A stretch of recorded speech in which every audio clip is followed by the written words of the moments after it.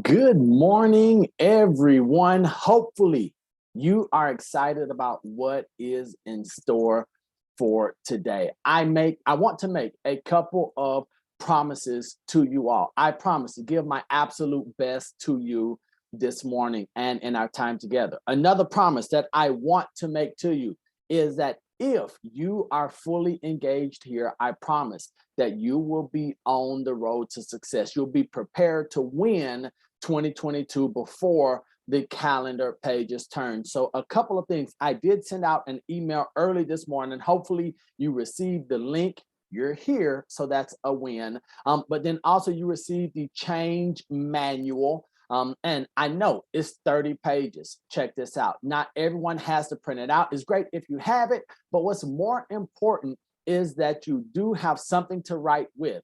Now, most of you in here are friends and family. That means that I like to write in this thing called pen. It has some weight to it. I see my brother Baraka is sitting there shaking his head, said, we are not starting that today.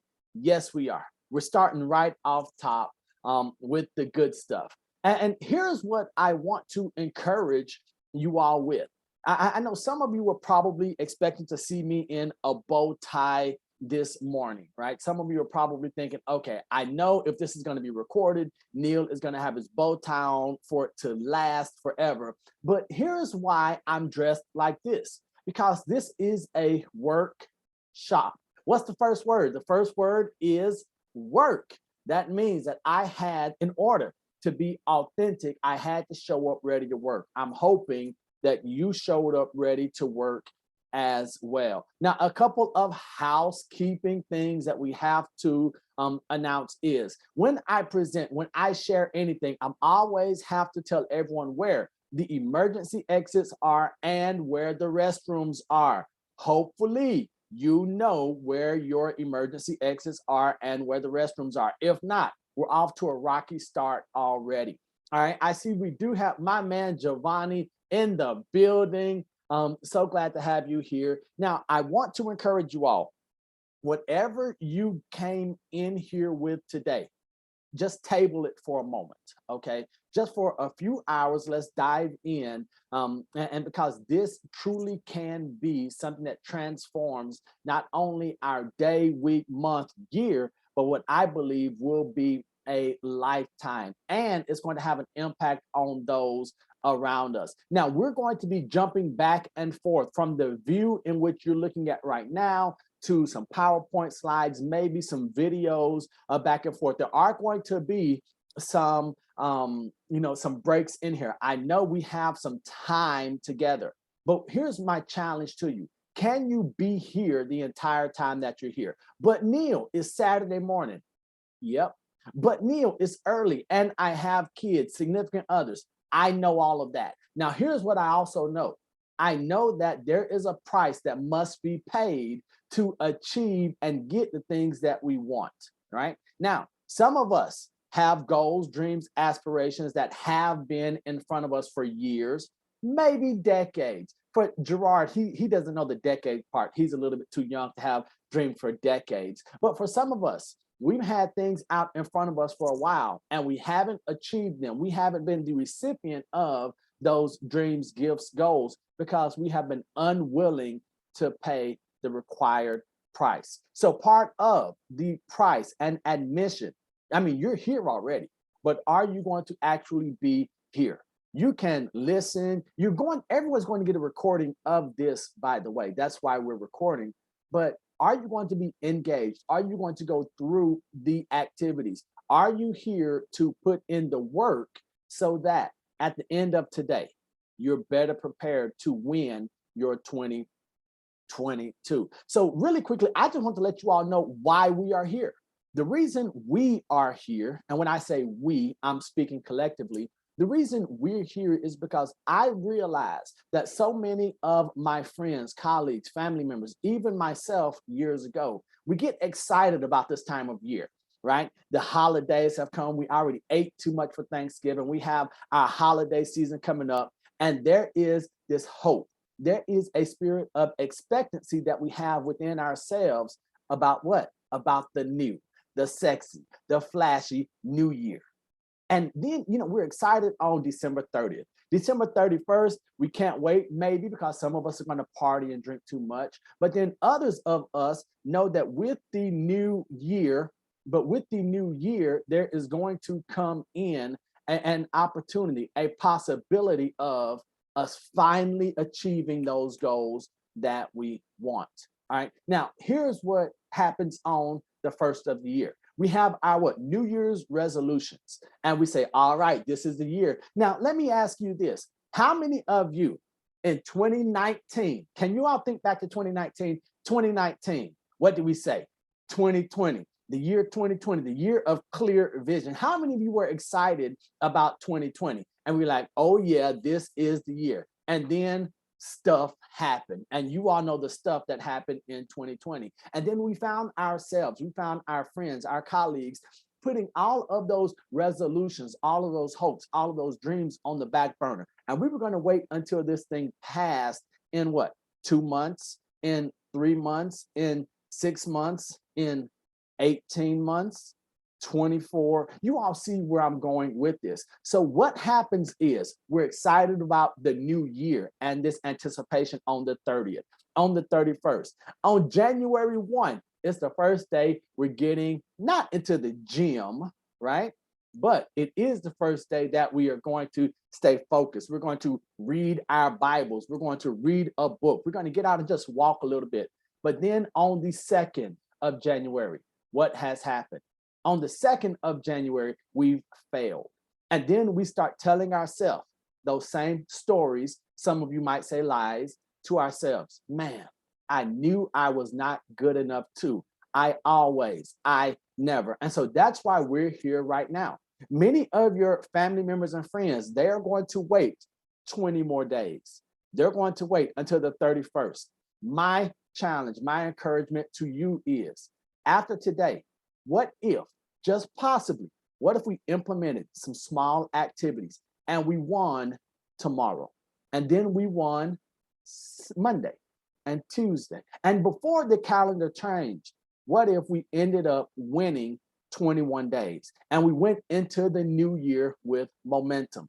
Now, some of you are going to say, Neil, I've never won 21 days at anything. Well, I believe that this is the year for all of that to change. Now, I want to remind you all are going to receive the link to the video for this, so you don't have to worry. You'll be able to play it back, do whatever, download it, however you want to there. Also, there is no formal Q&A session during the session right here. There will be one later at the end. But what I'm going to encourage you to do as we're walking through this, if you have questions, put those in the chat. My amazing wife hand, Joanna, she is also in here. So she's going to be helping me with addressing some of those questions, bringing those to my attention. Now, I want to encourage right now, if you have your phone next to you, put it on silent, not vibrate, put it on silent, put it off to the side.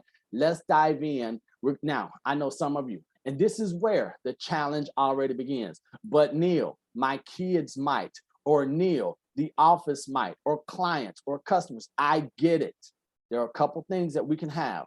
We can either have excuses or results, but the saying is you can't have both. And so this is the first part where we all have to make decisions. Now, once again, I did send out a link early this morning with the change manual. I know that it's 30 pages. You might not want to print that out. If you don't want to print it out, just have something to write with, write down, take notes, because we are going to dive in and do some exercises so that after today, no longer are we going to say, well, what do I do next? How do I, where do I, when do, who do? We're going to have all of those answers. And this is what's going to help take us from the mediocre many to the elite few, as we call it. Now, I do want to go ahead and make a disclaimer that none of this information is mine, all mine, on my own.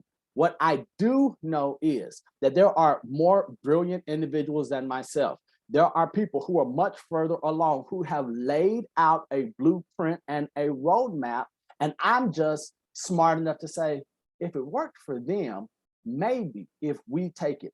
and implement it and put our own spin and fingerprints on it. Maybe, just maybe, it could work for us as well. So with that being said, we're going to dive in right now. I'm going to share some things with you all. And as we share, as we go through this, I want you all to really follow along, be prepared to work. So there is some work involved with this. So change your tomorrow today. Well, what does it mean to change your tomorrow today? So many of us, our colleagues, our peers, our family members are excited about tomorrow. We're excited about the new house. We are excited about the family or the better car. We're excited about the income coming in or that waistline tomorrow. But for us to enjoy and to realize those dreams of tomorrow, that's going to require some action on our part. When? Today. And that's why we are here. So I have good news for you. If you are here, that means we're family. That means that we are cut from the same cloth. That means that you and I are the elite few. We are those that not only see and say, but also do. And I want to commend you on that. Congratulations. You've taken the first step in changing your tomorrow. You have said, Neil, yes, I could talk about it, but instead of simply talking, I actually want to take action. And action is what's going to separate you from them. Now, who are them or who are they? We know who they are because they are not here, but we are not concerned with they today.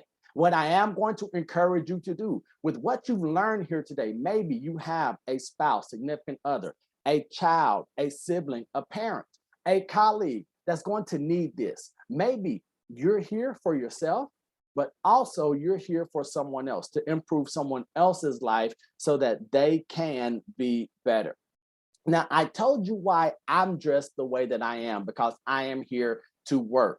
Don't be surprised if you all start to see some perspiration on my forehead. I do have my trusty sweat napkin right there, just in case things get out of hand and I get a little excited. What I want to go ahead and warn you right now, this is the warning. Alert, alert. This is going to require work. Your hands are going to get dirty. Your mind is going to be fatigued at the end of our morning together. I know it's going to happen if you commit to putting the work in. Let me say that again. There is going to be work involved. So hopefully you're in. If you are in, maybe you want to just tell yourself, maybe you need to talk to yourself and say, okay, we're here, but now we are here. We are committed. We want to do this. We want our lives to look like this right here. So you're here, I'm here, we're here. Why? Because we want to begin this journey. So we're about to take a trip right now to our better tomorrow, to writing goals, to setting our future before us, to knowing what's the next step. We don't have to look at the entire staircase. So now we're going to say, okay, well, here is our track. Here's our path. Let's go. I've got my trekking poles. I'm ready to move forward. Wait, not so fast, because this might be more of what your journey looks like. Now, all of a sudden, we don't have a nice, easy, clear path. Maybe we're afraid of heights, and if we look to our left just a little bit, it might throw us off. Maybe this path here is not wide enough for us to walk side by side with those who have traveled this far with us along in life. And this is where I want to say, maybe you were expecting or hoping that someone would be here with you in life on 12/11/21. Maybe you were expecting someone to come alongside you and say, yes, this is our year. Let's write these goals. Let's accomplish our dreams together. And maybe much like the picture on your screen right now, maybe it's just you. Maybe you don't have anyone to your left or right, or maybe they got off the exits about 3 exits ago. If that's the case, it's okay, because the journey that we're going to take, there might not have been room for them anyway. Maybe you were walking with someone who was a knucklehead And you chasing your dreams and them being with you might put you at risk of falling off the ledge. All of those are possible. I just want to encourage you, be locked in. You're here. We're going to do some great things today. And you already have everything you need in order to accomplish those dreams and those goals that you have in your heart. Now, here is the unfortunate truth. The good news and the bad news is that this is not our path. Man, that's bad news. The good news is this is not our path either. The reality is this is much more representative of what it is that we're going to be going through today. Now, maybe you already feel like your life is a maze. Maybe you look at your 2020, your 2021. Maybe you look at your past decade and say, yep, I'm somewhere in here. I don't know where I'm going. I don't know how to get there. I have no idea. Neil, someone help me. I've made resolution and promises and tried, writing goals year after year, but I don't know if I'm any closer than I was 6 months ago or 2 years ago. Maybe this is you. And what tends to happen when we are working and we're saying, okay, we hear everyone else. We hear the motivational speaker. We hear the person, maybe that older or younger sibling. Maybe it's that cousin that has everything in life put together, and you look over at them and it looks like their feet doesn't hit the floor when they walk. And they can tell you, oh, it's easy. Just get wire A and connect it with wire B. And all of a sudden you would say, I did not know that the alphabet was written in another language. So maybe you find yourself like the gentleman in this picture here. And then what is the case? What was the case in 2019, in 2020, maybe in 2021? We say, man, the heck with it. If all of that is what I have to experience, you know what? How about I just give up? How about I just throw in the towel and say, better luck next time. I will wait until this. Maybe it'll be time when the kids leave, or the spouse changes his or her attitude, or things at the church or the business improves. And we find ourselves right here feeling defeated, feeling like there's no use, feeling hopeless and helpless. Well, today, be encouraged. This is not the end. So here's my question to you.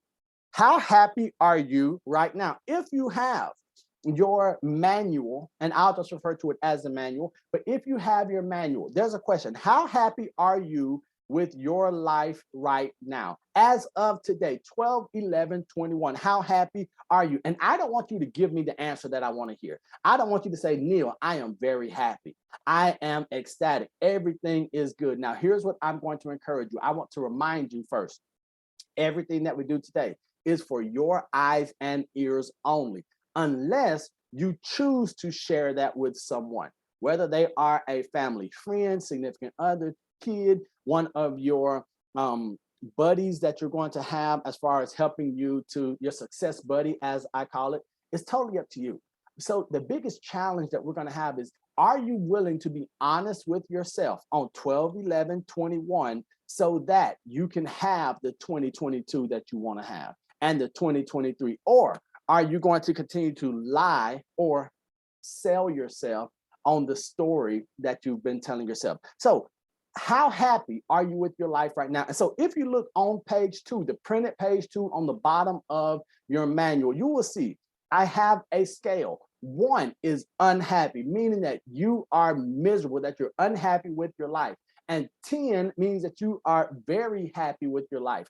I did you all a favor. If you know me, there's a scale 1 to 10. What number do most people choose? Most people are going to choose the number 5. What kind of friend would I be? What kind of cohort, what kind of colleague, peer would I be if I gave you an easy out? So you will see in your manual that the number 5 has been omitted intentionally. So the first exercise, now this is our first step on that journey to a better tomorrow. So our very first exercise is, on that chart, on that list between 1 and 10, circle, or if you're writing down on a piece of paper, I want you to write down, how happy are you with your life right now. 1 to 10 and 5 does not count. Here's something that I put in the manual that I want to remind you of. I've removed 5 because 5 is average. 5 is mediocre, and average is mediocre. And what is mediocrity? Mediocrity is death. Okay. And so when I say death, now I know this is a grim picture that I have on your screen, but here's what we're talking about. We say mediocrity is death. Mediocrity is the death of dreams. Mediocrity, average, is the death of hopes, goals. Mediocrity is the death of even trying. I want you to think about maybe when you were in school, was there a class or a teacher that made you feel mediocre, or you were just average in it? Maybe before the class started, you had aspirations of being the next whatever. Maybe you had hopes and dreams and goals of being and rising to the top. But then when you realize I'm not that good, or someone made you feel like you weren't that good, what ended up happening? That dream, that desire died. And so that's why number 5 has been omitted. And my hope for you is that you would not live a 5 life. If we recognize where we are, maybe right now, maybe your 2021 has you feeling like a 3. As we go through our time together today, I'm willing to bet you realize, man, my 3 was actually more like a 7, maybe an 8. Maybe your 3 is a 6, but it is not a 5. So our goal together today is to move above average so that we can move into that elite few. Now, I have some questions for you. And as I ask these questions, maybe you are working a little bit ahead. I know some of you are overachievers. You might already be on page 20. I'm all right with that. Here's what I want us to do. I want you to actually write down either in your manual or on paper the answers to some of these questions. Now, you are not going to be able to do the entire exercise in our session here together. I know this. But what I do want us to do is I want us to put pen to paper somehow, somewhere, or pencil to paper. Maybe you're using an e-reader. And you are using an electronic version, totally fine. But I do want us to go through this together as I ask these questions. So I want you to take a look at that number. Physically look at the number that you either wrote down or circled. And the reason why we're going through this, I mentioned, this is not Neil Oates' info. This is not something I came up and that's brilliant. There's a science to goal writing. There's a science to success. There is a pathway that the most successful among us follow. Unfortunately, many of us don't know the path. Many of us don't know, well, oh, this is what all of the people that I admire do. Yes, it is. So that's why we're going to go through here. That's why I'm encouraging you to actually do these exercises together. So the first question, how do you feel about the number that you either wrote down or circled? Are you pleased with the number?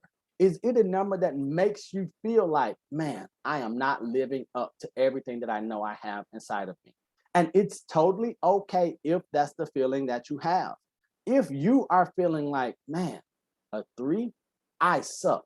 We want to be careful. So we don't want to attach ourselves to the number. So just how does that number make you feel? Maybe it's a 1-word answer. Maybe it's excited, disappointed. Maybe you want to write a sentence. I gave you 2 lines there. Maybe you need to flip over on another page and write out your feelings, but get started on that. And then I'm going to ask you the other questions here so that you can go in and write them down as I am talking and expounding a bit. So not only how did that number make you feel, why did you select that number instead of something higher or lower? If you chose a 6, why did you give yourself a 6 and not a 7 or a 4?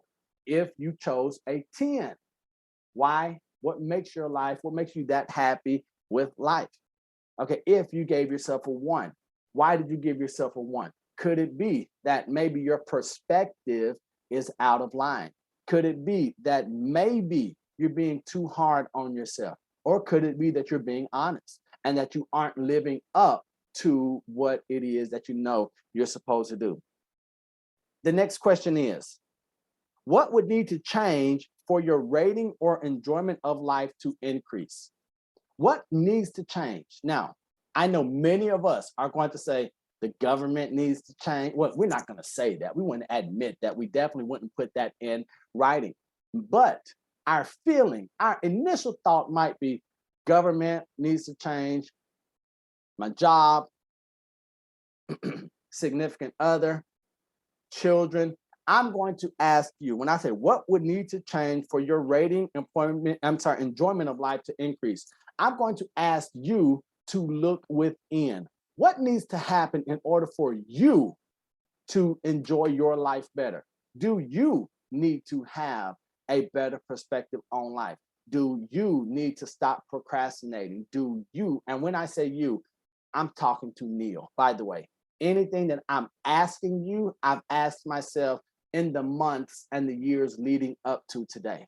So what would need to change in order for your level of enjoyment to increase? That is the very first question that I want to ask you, or the last question I want to ask you there. So you have likely heard the definition of insanity attributed to Albert Einstein.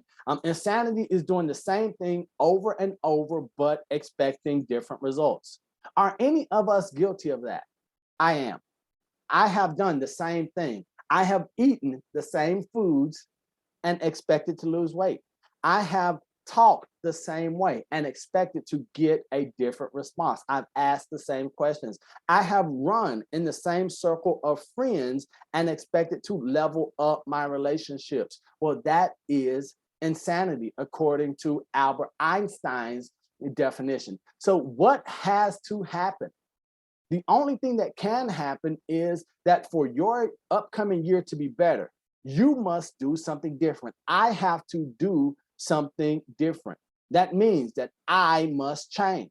I must be willing to die in order to be reborn. The idea of the caterpillar and the chrysalis or cocoon and the butterfly.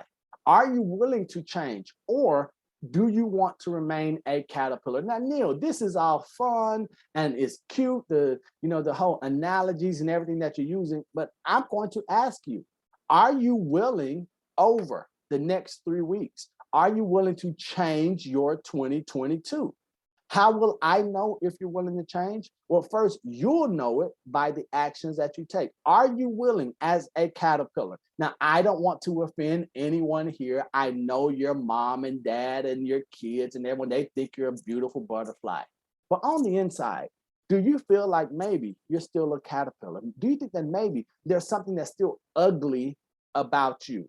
Not in appearance or attitude, but in the sense that I'm not living up to everything I'm created to be. I'm not doing the true work that I'm supposed to be doing. I'm not making the impact that I am supposed to have. If that's the case, then I'm going to ask you over these next 3 weeks, what if you as a caterpillar went into your cocoon?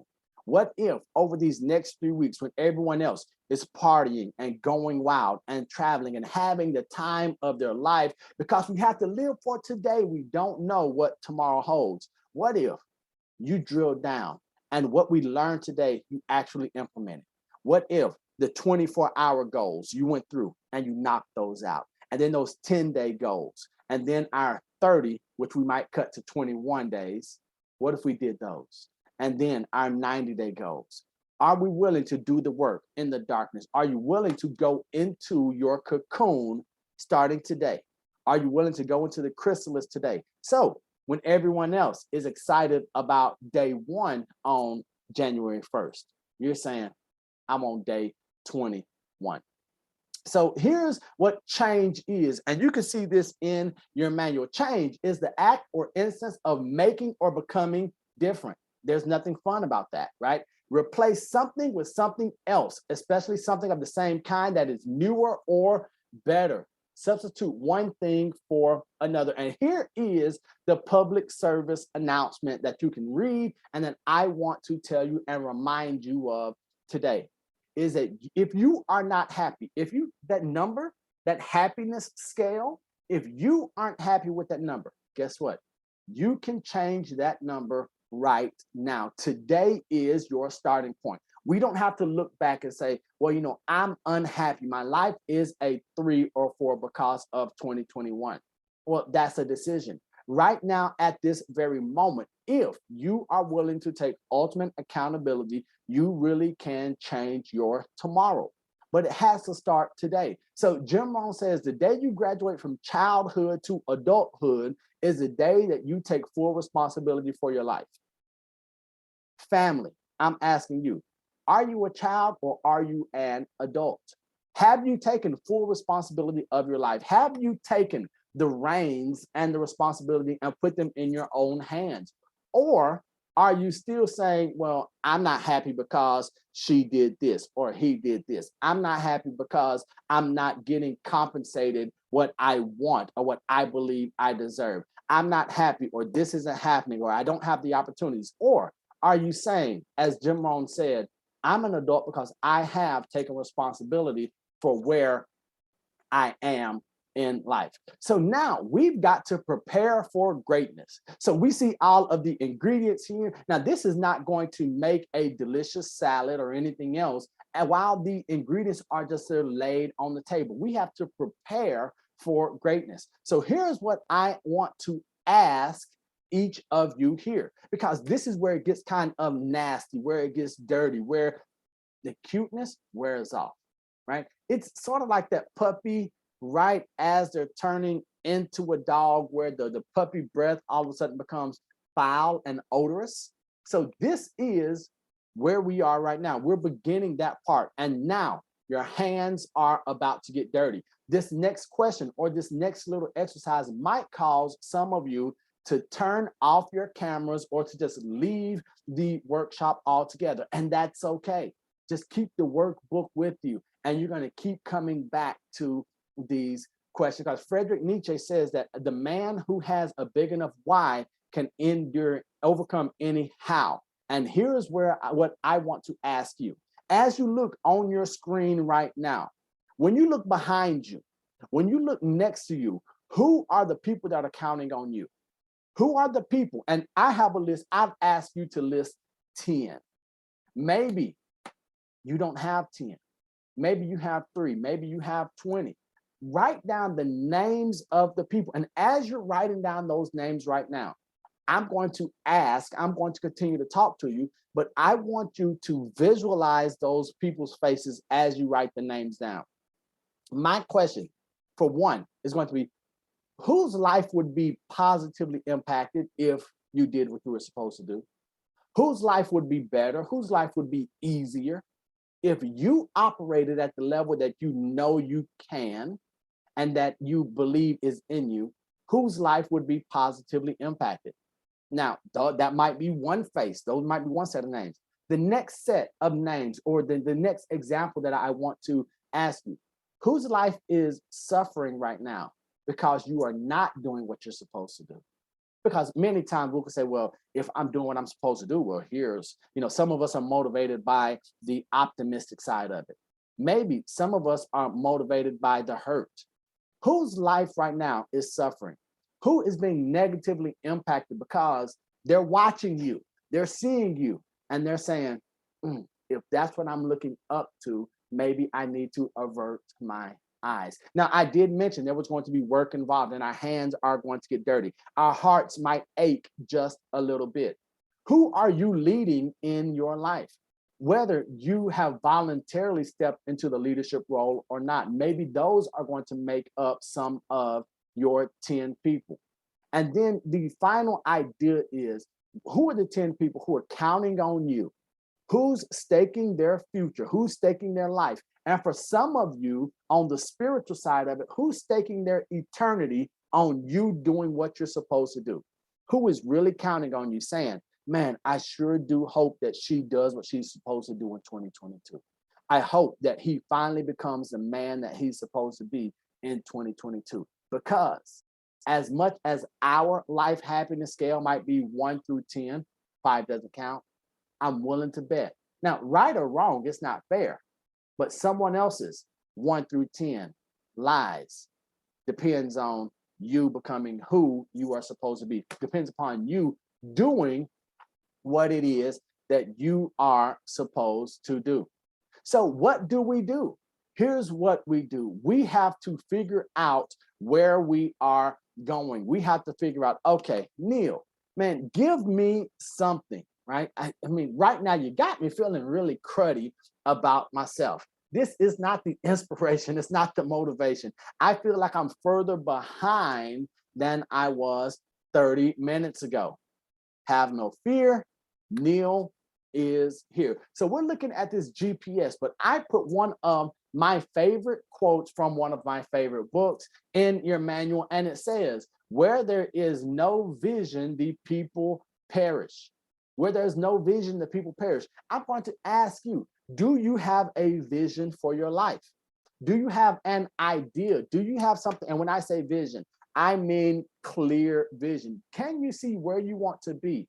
Let's just say January 31st of 2022. Can you see where you want to be 3 months from today or not? Or are you walking around blindfolded? Maybe you are feeling chained up in barbed wire. And so my question, my encouragement to you is this right here. So before we can have a clear vision, we need to know two things. There are two things that we need to know, and this requires us to be brutally and lovingly honest with ourselves. I want you to ask yourself, maybe you want to say it out loud, maybe you don't. Where are you right now? We need to know, in order for GPS to work, we have to know, where are we right now?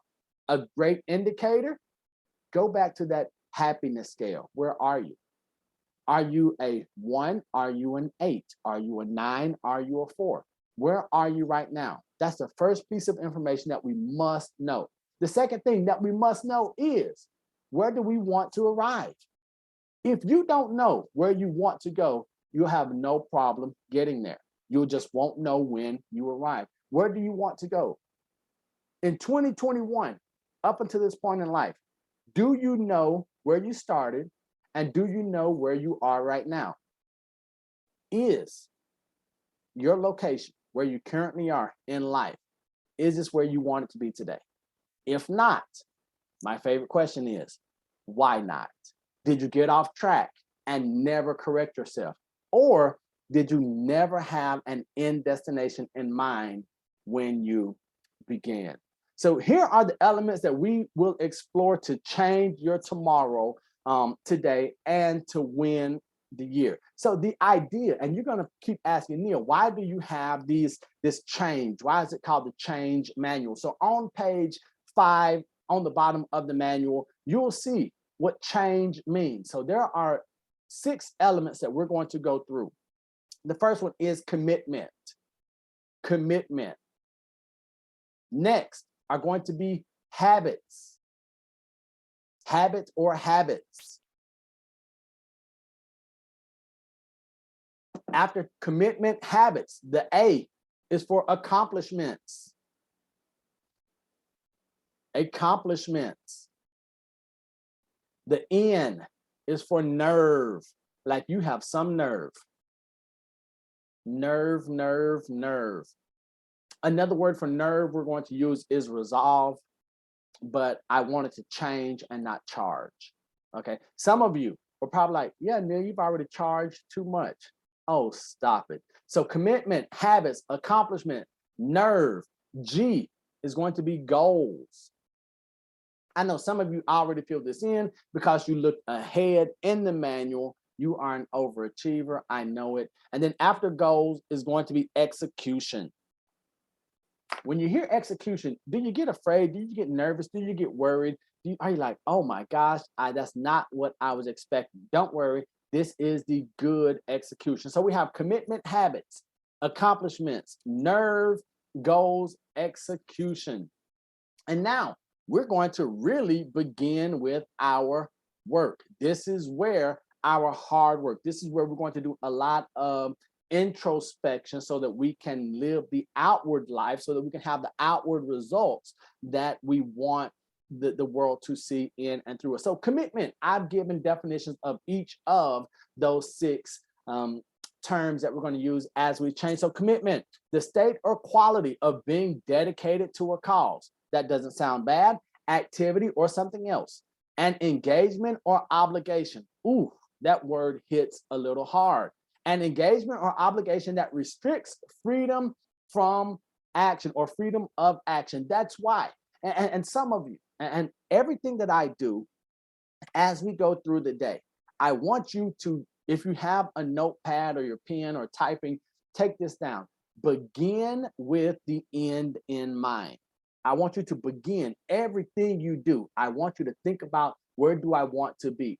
When you get in your car, when you type in your GPS destination, we are beginning with an end in mind. So part of my end that I began with, I want some of the photos to evoke emotion. I want you to feel like this idea of commitment that you see on the screen. Now, what's the easy version or visual depiction that I could have had of commitment? Yes, it could have been two people holding hands in love, maybe wedding rings or something like that. But what about this right here? What if this is what true commitment looks like? An engagement or obligation that restricts freedom of action. Are you committed to having your freedoms restricted? Are you committed to not being able to do what you want, when you want, with whom you want, say what you want, eat what you want, go? Like, are you willing to have those restrictions placed on some of your freedoms so that you can live the life that you are supposed to live, the one that's been designed and designated for you? Or are you saying, I'm going to live a life of no restraints. I'm going to live a life with very few commitments so that I can enjoy those things that are even detrimental to me. And so that's why I want to ask you right now, or let me make the statement to you first. What you are committed to determines who you become. What you are committed to determines who you become. Now, some of you might not read what, you might read who. Who you are committed to determines who you become. Now, that could be good or bad. What does that look like? What does that mean to you? So the next question, I want you to write down this, and I know it's not fun, but it is necessary. What have you been committed to in the past? What are some things in 2020, in 2021 that you have committed to? And this is not for you to say, oh, I've committed to healthy eating. No, I'm not talking about those promises that you made. I'm talking about, if I look at your life, if I follow you for a day, what would I say that you're committed to? What would your spouse, your children, your significant others, what would your employer or employees, what would the congregants at your church, your peers, your colleagues, what would they say that you're committed to? Would they say that you have committed to gossip? Would they say that you have committed to unhealthy eating habits? Would they say that you committed to exercise? Maybe many of your loved ones would say you're committed to social media. Maybe you're committed to hobbies that exclude family and friends. Whatever it is, just write those down on the bottom of page 6, because we are finding out, this is part of our GPS. Where are we right now? We'll never get to a better 2022 if we put a bad start point in. If I want to get to my homeboy Fremo's house up in Birmingham from Florella, which is my hometown, and if I put that address in, it can get me from my mom's house to Fremo's house. But what if I'm not there? What if I'm at my younger brother's house in Texas? There's a problem. Now, the problem is not with the GPS. It did its job. The problem is not with the destination. The problem is that I was not honest when I put in the info. I didn't say, I don't like where I'm starting, but here I am. I didn't say, ooh, it's going to be a longer trip.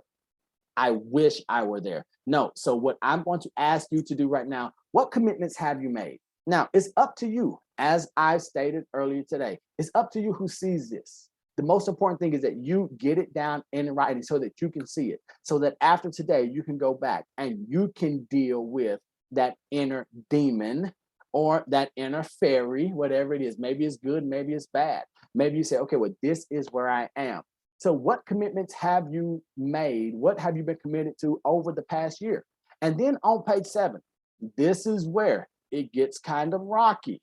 What impact did those commitments have in your life in the following areas? Now, some of them may be positive, some may be negative. And these are what we're going to call our 5 circles. Our goal. Now, there are, depending on the different training, the different goal setting, the different teacher, presenter, we could have 50 different areas if we wanted. The goal for today is for you to have an introduction so that after today, you can say, I feel like I'm set up to win. I feel like I am prepared for success. And so we have 5 circles that we're going to really be looking at everything in our life today. Now, some of you are more advanced in your goal setting. You're going to take this 5, break it out to 8, 9, 12. Some of you are saying 5, Neil, man, for me, it is family, business, and health. Maybe that's it, right? But my challenge to you, what I would encourage you to do at this moment right now, write down on page 7, what impact did the commitments that you have this year, what impact did they have in your life when it came to your family, when it came to your personal well-being, your spiritual well-being, maybe your business and finances? And just in case you think that business and finances are the same thing, I know I have some real estate friends on here. Business and finances are not the same things. We know this. Why do we know it? Because we could do a lot with our business and have very few finances to show for it. So we're going to take about 2 minutes, and I would love for each of you to just go through, write down what impact did the commitments that you had in 2021. Maybe you need to go back from 2020, 2019 through now. But what commitments did you make, and what impact, either good or bad? Maybe your commitment to physical fitness has been good for you personally, but bad for the family. So one commitment could have negative or positive effect. There's always a yin and yang. There's a give and a take. So your commitment, maybe a commitment that you've made, is to work, and it was good for your business and finances. But conversely, your family and your personal well-being suffer.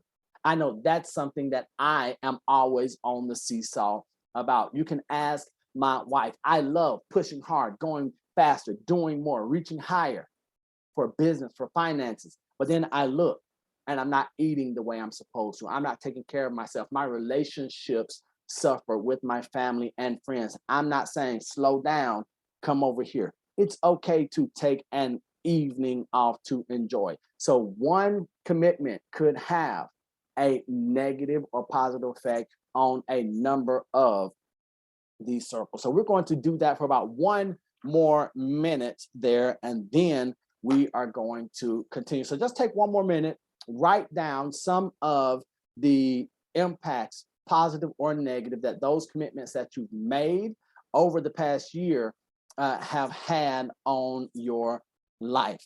And remember, a commitment is an engagement or obligation that restricts freedom from act or freedom of action.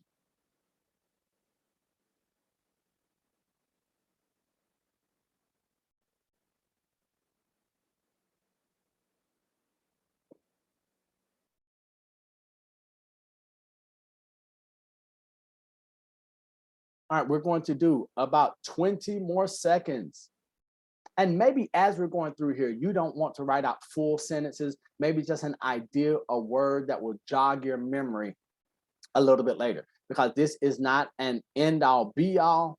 This is our springboard. This is what's going to launch us into 2022. And then you all are going to have access to me and the resources that I have to make sure that you're not left today. We're going to walk side by side. And I promise not to push you over the edge when it comes to us on the journey on this road. So next, we've looked at commitments. What's the next? Now we're at H. Now we are at habit or habits. A habit is a settled or regular tendency or practice, especially one that is hard to give up.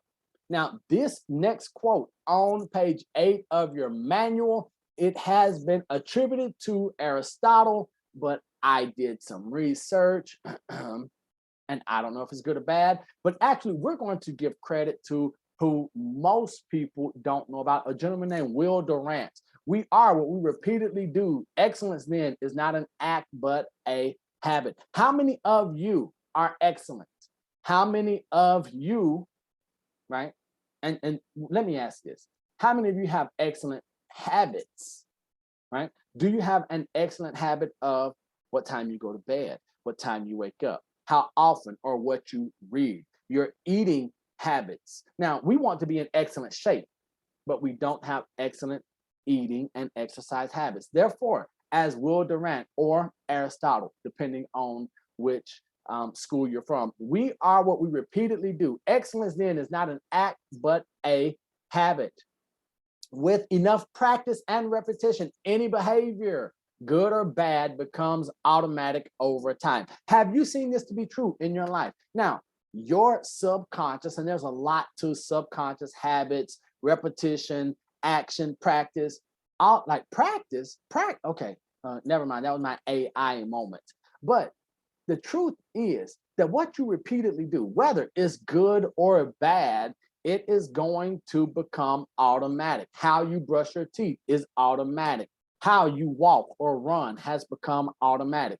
The way you go from your home to work, if you work in an office, or maybe from your house to a friend's house, or to church, or to the grocery store, you've done it over and over. And since it has been repeated, it has become a habit. So now, as if your day and morning is not exciting enough already, I am going to ask you to do what? I want you to make a list of some of your current habits, the good and the bad. Well, not bad. You can see on the manual, I struck out bad and I put not so good. So, what are some of your good habits and your not so good habits? Maybe one of your good habits is that you love vegetables, that you don't eat candy. And here's what I don't want you all to think I'm just harping on weight and eating, but that's one of the things that many of us that is similar across all parameters, regardless of sex, age, nationality. Eating health is one of those things that's very similar and is comfortable in most cases to discuss. So, what are some of your good habits? Is a good habit of yours that you tell your spouse, significant other, kids that you love them?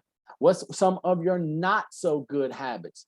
Ooh, one of my not so good habits was that I can drink, and I'm going to let you all in on the secret. I can drink root beer, Dr. Pepper, a 2 liter, like it's a 20-ounce soda, right? For me. Now, Sprite, ginger ale, I could care less about those. But what are some of your good habits? And what are some of your not so good habits? Write those down. And then there's a little reminder on the bottom of that page. Now, I say it's a reminder. It might be a conviction. It says, what stands between you and your goals is your behavior. So it's not that the government is standing between you and your goals. It is not that your spouse, significant other. It's not your employer. It is not even the fast food industry that's standing between you and your goals. It's your behavior. Are you adult enough, or are you adult-ish enough to accept that? Can you say, yeah, it's nothing else? What stands between me and who I want to be and what I want to accomplish is the things that I'm doing. What's standing between you and your better tomorrow are the activities that you're either taking or not taking today. And so that is going to be a realization and an understanding that each and every one of us must come to terms with. And we don't have to like it, but we do need to accept it as fact. And so here is an equation. The good news is that we don't have to be Albert Einstein. The good news is that we don't have to have some crazy formula to talk about our habits and to get things right. What we need to know is that for us to achieve our goals, on page 9, you'll see that the choices we make or the decisions, plus the behaviors that we take, repeated over time, are going to equal our goals. So the decision that I make to wake up either at 5 a.m. or at 9 a.m. is going to result in the action, the behavior that I take. If I repeatedly wake up, well, let's go back a little bit further. My decision, I am going to be the result, and my goals are going to equal. What if I go to bed every night at 1 a.m., every morning at 1 a.m.? And then that becomes a habit for me. And it goes week after week, month after month, year after year. Do you think that might have an impact on the goals that I achieve, on the goals and the accomplishments that you either achieve or don't? So that's the formula right there on page 9. And that's a formula that I want you, that I would encourage you, that I have listed on my phone. I have it over here on my wall, that I am the choices, the behaviors, habits that I repeatedly do. And then that's going to equal the goals that I either achieve or fall short of. So now we are going to look at 5 strategies for eliminating bad habits. Now I know, like, Neil, why are you starting with the bad stuff? Because we need to get the bad stuff out so there's room for the good stuff. Now, some of you have heard this over and over and over, but hearing without doing leads to frustration. And we will talk about that a little bit later. So as you can see, these gears here, some of them are connected. You can see in the middle, some of these gears are connected, others are not, right? And so you're like, well, man, I really wonder why my life is not working, why things aren't moving the way they are supposed to. Could it be that maybe, just Neil asking my family a question, maybe you have 1 or 2 gears that things are working. Maybe you have your personal and your finances going really well. Maybe they're touching, you've got those working. But what if your spiritual and your family and your health, or whatever it is, maybe those are out of whack. Maybe you don't have those aligned. So we're going to look at how to eliminate bad habits. First one is identify your trigger. What causes you? Like, is there so we're told to ask the who, what, when, where, how. Who, what, when, where, how. Now, and under all that is the why, right? Who, what, when, where, how. What are your triggers for your bad habits? Maybe most bad habits happen in the evening or at night. So what if you woke up an hour earlier and went to bed an hour later? Could that be one way to identify and avoid your trigger? What if, let's say, drinking or alcohol, this is often an example that is used. What if you realize that you don't really care about drinking until you were out with a certain friend, your drinking partner? You all know exactly. Now, even if you don't drink, you know, if you did, you know who your drinking partner would be, right? Can we admit that? I hope so. So where we say, well, you know, I don't drink, but boy, if I did, that would be the person. So maybe your trigger is going to be not to hang out with that person. I'll tell you all, just in the realm of drinking, let me tell you. So when I lost almost 60 pounds, the question was, well, Neil, how did you lose 60 pounds? Give us your secret. My secret was I identified my trigger. And my trigger, I've already mentioned it, was Dr. Pepper and root beer. Neil, can Dr. Pepper and root beer really be the one trigger that you identified to have a 60-pound impact? Absolutely. Why? Let me tell you, I identified that Dr. Pepper, when I get it, I drink Dr. Pepper like it is water. But guess what? Dr. Pepper, well, let me go with root beer, especially A&W root beer. You can't just have A&W root beer with aged vanilla without having some rum to go with it, right? So now we've got the A&W root beer. Let me pour just enough rum in there. Now I've got my rum and root beer. Okay. But now, oh man, that was so good. I've got to go back for what? A second cup. Now I've had my A&W root beer. I've had my rum. Now all of a sudden I've got to eat something. And now this is happening when? At night. So I'm drinking all of my root beer, drinking all of my rum. I'm eating. I'm going to bed late. And guess what's not happening? Neil is not waking up. I am not getting on my elliptical. That's only a few feet away from me. And then this goes what?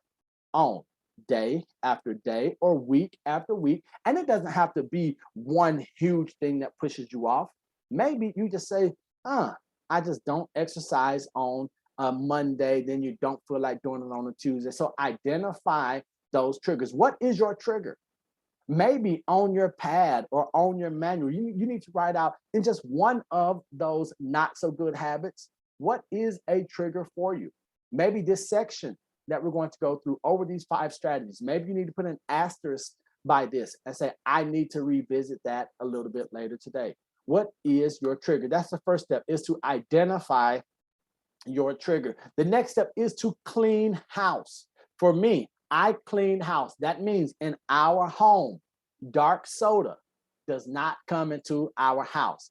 I cannot have it. If a root beer or A&W, if Barks, Dr. Pepper, it can't come into the house because I know that if it is a trigger, if it's there and if I see it, it's going to take me down a path. Maybe for some of you, maybe you need to clear your browser history. Maybe you need to put that parental control on for yourself and tell your significant other or your spouse or a colleague, hey, I need you to put a lock on. Now, you're going to say, Neil, that's extreme. Yes, but so are the consequences of failing. I'm going to tell you, there's a lot at stake on us doing what we're supposed to do over the next 20 days, over the next, 3 months, 6 months, next year. There's a lot at stake. There's so much at stake that if we don't accomplish what we're meant to, someone else is negatively impacted, not only for a moment, but it could be for a lifetime. Now, Neil, that's not fair for you to put all of that responsibility on me. You're right. It's not fair, but that's what we call life. So maybe one of the things that you need to do is clean house. Maybe you need to get rid of the junk food in your home. Maybe you need to get rid of, different things. So you can say, okay, you know what? I am not going to fall prey because the triggers, and I know many of you on here, maybe your trigger is social media, the alert that pops up on, I have a very, very dear friend of mine, and her issue, a trigger for her is seeing the alert pop up on her cell phone on the top saying that she has 2 messages or 3 missed calls. It's a trigger for her. So how did she clean house? She turned the alerts off. What else did she do? She put her social media icons off of her phone desktop in a folder in another folder. So now they are not there. So after we identify our triggers and we clean house, maybe you need to swap it. Maybe you can replace your bad habit with a good habit. Instead of you drinking Dr. Pepper, Neil Oats, maybe you drink one of those ice drinks that have no calories and no sugar. Maybe you get flavored water and you just put that in there. Maybe you just drink water. Whatever it is, maybe now that we've identified the triggers and we've cleaned house, we've gone in and now we can say, well, here's something that I could do that might be beneficial for me. Instead of me being on social media, I realize if I get a kick out of being on my phone, if I want that dopamine hit, maybe instead of me being on IG or Twitter, well, let's admit it, I'm not on Twitter, right? Twitter's for old people, unless you are on Twitter. Then I retract my previous statement, okay? Maybe I'm on, instead of me being on IG or YouTube, Facebook, Tickety Top, maybe for me, my replacement was, let me get on Duolingo. Instead of me wasting time watching everyone else live their life, what if I learned Spanish? What if I really committed to spending 30 to 40 minutes every day learning Spanish? Would I be better for it? I'm still getting the hits. I'm still getting some engagement online, but now I'm bettering myself. The next strategy that we're going to use is to take it easy, right? Maybe we're going to ease into the change. So maybe you don't get rid of all of the soda. Maybe instead of buying a 12-pack beer, maybe instead of buying a full size or the whole dozen of donuts, maybe instead of totally wiping all of the social media apps off of your phone, maybe you just ease in. Maybe you say, you know what, on Monday, I'm going to refrain from this, or I'm only going to do this activity when I have someone with me, my partner with me, a friend, my kids. We'll do it together as a family. Maybe your ease in is going to be a reward. Now, that might work for some of you. For me, this next tactic was much more beneficial. Maybe you just need to jump in. Maybe you need to just announce and say, nope, here's what I'm going to do. Here's how I'm going to do it. And we just dive in and have no time to think about the alternative. Maybe you go, as they say, when it comes to smoking or drinking. Maybe you do what's called cold turkey. Maybe you say, hey, this is the final day. This is the last straw. No more, never again. Now, I can't tell you which one works for you. For me, there are some things that I ease into. Other times, there are some activities that I jump in. Now, some of you are saying the idea of jumping into anything frightens you. If that's you, that's okay. At least you know where you are. And then you know where you want to be. But you're saying, ooh, I'm going to have to get here by car. Or maybe you're going to have to get there on an old horse and carriage. Some of you are saying, give me the bullet train. Give me the Mach 5 jet. Let me get there immediately and get it over. The great news is there is no wrong way to do it. The only wrong thing is not to move forward at all. So now that we've talked about how we are going to eliminate bad habits, don't forget, if you have any questions, comments, concerns, you can put those in the chat. If you want to, you can put those in the chat directly to me. That way, everything remains anonymous, and I will read or address your question or concern anonymously, right? That's brilliant. Now, if you want to be anonymous, make sure that in the chat that it's a direct message to me and that you don't put a question in there to everyone and then they start judging you and the questions. And we're not so naive that we're not going to believe that the others in the group are going to judge us. They might not say anything out loud, but they're going to judge. And that's okay, because what they think about you and me is none of our business. So now let's look at 6 techniques for installing good habits. The first one, and so just like this engine here, in order for us to have anything run smoothly, there is a technique, there is a process, there's a system that must be followed. So we're just going to look at 6 techniques for installing good habits. Number 1, set yourself up to succeed. First, make sure that you have set yourself up for success. If you are trying to clean up your language, if you're trying to stop swearing, a great way to set up yourself for success, don't hang out with sailors. Are you with me? Don't go to environments. Don't listen to music that's full of vulgar language. If you are trying to make sure that maybe your relationship has suffered because there were some questionable activities, don't hang out with the guys or gals who are doing questionable activities. If you want to set yourself up for success, to be more present with your children or improve the relationship that you have with your kids, maybe something that you could do in order to set yourself up for success, just start asking what games they're playing, what are they watching. That's one of the first keys, one of the first techniques to set yourself up for success. The next one, think addition, not subtraction. Subtraction scares the bejesus out of us. If you remember back at that equation that I did, that we shared earlier in your manual, there were no subtractions in there. It was only addition and equal. Why? Because we as human beings, we are afraid of loss. We don't want to lose. We don't want to give up anything. Now, some of it is fear. Some of it is just downright pride, arrogance. Sometimes it's just stubbornness.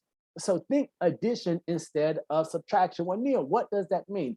Instead of thinking about what you have to give up when it comes to bad habits, think about what you gain from the good habits. Instead of thinking about not being able to listen to the music that you want to listen to, think about the peace and the comfort that you'll have in any environment, knowing that you don't have to think so hard about what might slip out of your mouth. Instead of thinking about giving up the donuts or the food or having to give up extra sleep, maybe you could think about the added benefit of now you finally get that significant other to look at you and say, ooh la la, right? Maybe what's going to be added is going to be self-esteem. Maybe what's going to be added is going to be new opportunities for advancement because now you can actually go to work and not be sick so much. All of those. So we want to think not only how can we set ourselves up for success, but we want to think addition instead of subtraction. Number 3 is one of my favorites. You can ask my wife, go for a PDA. And I'm talking about a public display of accountability. Tell the world what you're going to do. I don't know if you've had this experience, but here's an experience that happens to me over and over and over again. And since we're family, since we're cut from the same cloth, since we share the same amazing elite blood, I'm willing to bet that you are just like me in this regard. You will do for others what you will not do for yourself. Am I right? Has there been a time when you've told yourself that you're going to do A, B, C, D, E, F, G, and you failed at A, B, C, D, E, F, and G? Yep. Has there been a time when you've told someone else that you love, like, dislike? You told them, yes, I would do this. And you went from A to Z, that you went harder, further, faster, did more with better results for someone else than you did for yourself. Why? Because we don't like to fail. We don't like to look like failures. That's why many of us never make public declarations about what it is that we're going to do. What was the last public declaration that you made? And I don't mean that you're in Coming to America where you're singing to be loved, to be, no. What was the last public declaration of accountability that you made? Have you told someone in your work environment, or have you made a commitment that restricts your freedoms to your significant other, maybe to your kids? Have you said, you know what, I'm going to, earn this much money by this time frame, and here's how I'm going to do it? Have you said, I'm going to stop smoking, and told someone other than yourself? Because there's a risk involved in that. But when you do take that risk, when you're on the other side, when that urge and those butterflies, or as I call them, buzzards, start to flip in your stomach, and you say, oh, are you sure you want to tell them? Why? Because once you make that public display of accountability, now you know that much more is at stake. We never want our integrity, we never want our reputation to be at stake. So oftentimes, what will we do? We just won't say anything. And what ends up happening? We let ourselves down over and over and over again. And then that negative self-talk starts happening. And we tell ourselves, well, that's why you shouldn't tell anyone that you had planned on stop drinking soda. You shouldn't tell anyone that you're not going to be cursing, that you're trying to improve your language, that you're going to be learning another language. Why? Because now everyone you see, I told everyone that I'm learning Spanish. I have people coming up to me, speaking fluent Spanish to me, and I have been learning actively, seriously committed to learning for about 148 days. 148 days, not even half a year yet. But people come up to me and say, oh, and I say, lo siento, mi español no es muy bueno, right? But what? It takes something for you to put yourself out there. So what public declaration, what public display of accountability have you made? A better question, after today, after that part right there, what public display of accountability are you going to make? Because you already know everything that you need to know. You already know what's in here. You already know what you're supposed to tell someone that you're going to do and accomplish. I'm just here to encourage you to do it. Maybe you want to tell me. Now, I will tell you, I'm a horrible person to ask for accountability for. Here's why. Because I'm actually going to hold you accountable. I love accountability, not meaning that I love holding others accountable. I love to be held accountable. Why? Because I know that there are goals, there are dreams, there are aspirations that without accountability, they're going to go into that graveyard of, well, no one else knew. The next thing, find a success buddy. Do you have a success buddy? Do you have someone that's going to take this journey with you, that's going to walk arm in arm, where you guys can be lockstep like in marching, and you don't have to worry about them being jealous of your success. You don't have to worry about them trying to derail you or push you off the edge. Success with a friend is better than success alone. So we hear it all the time that it's lonely at the top. If it's lonely at the top, that means that you did it wrong. Okay. And I'm not here to argue with you, none of that, but I just want to challenge you.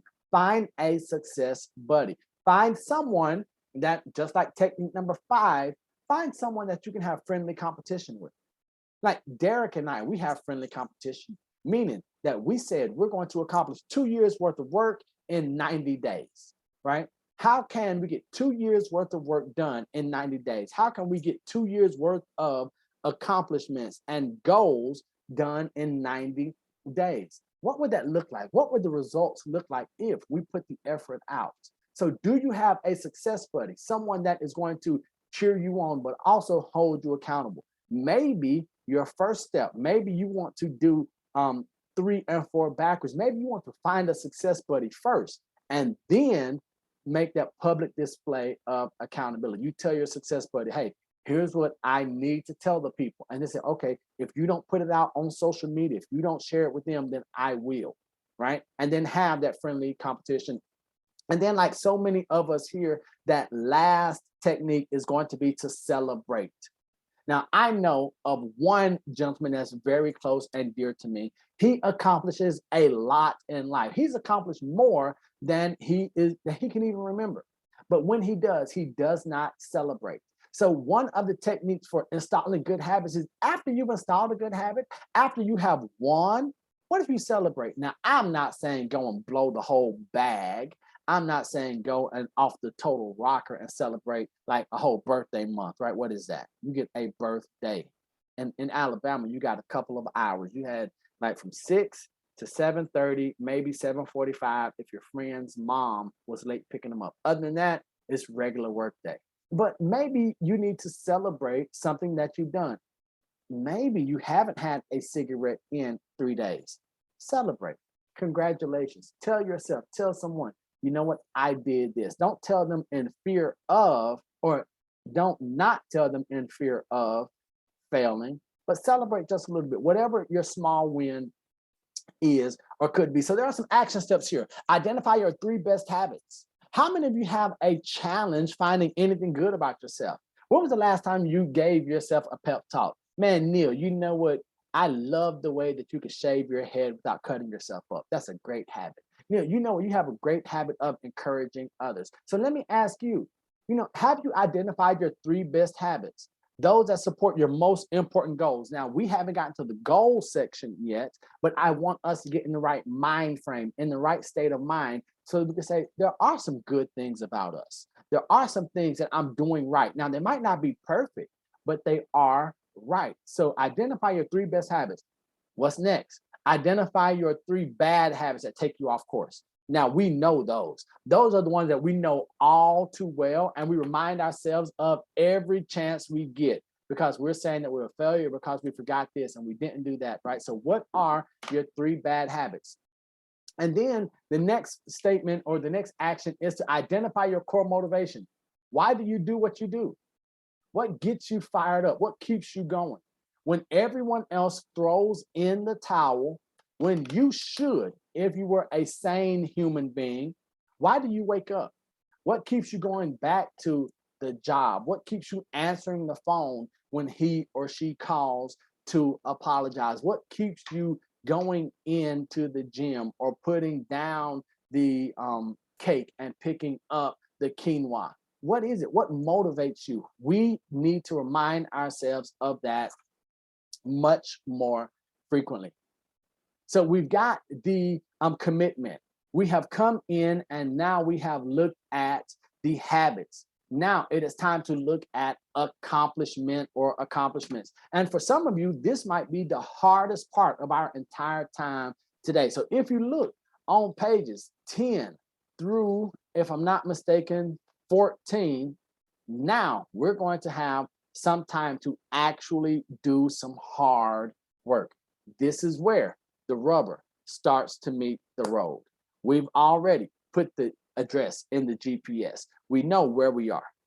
We might not know everything where we want to be, but we're going to go ahead and put some gas in the tank. We're going to put some fuel in. We're going to start saying, all right, for this journey to our better tomorrow, for me to be world renowned, for me to be the person, for me to be the wife, the mom, the dad, the brother, the employer, the leader, the friend that I'm supposed to be, here's where we're going to start right here. Accomplishment, act or instance of carrying into effect, fulfillment, something done admirably or creditably. And so that's what I would ask you. What have you done over the past year? What brought you here?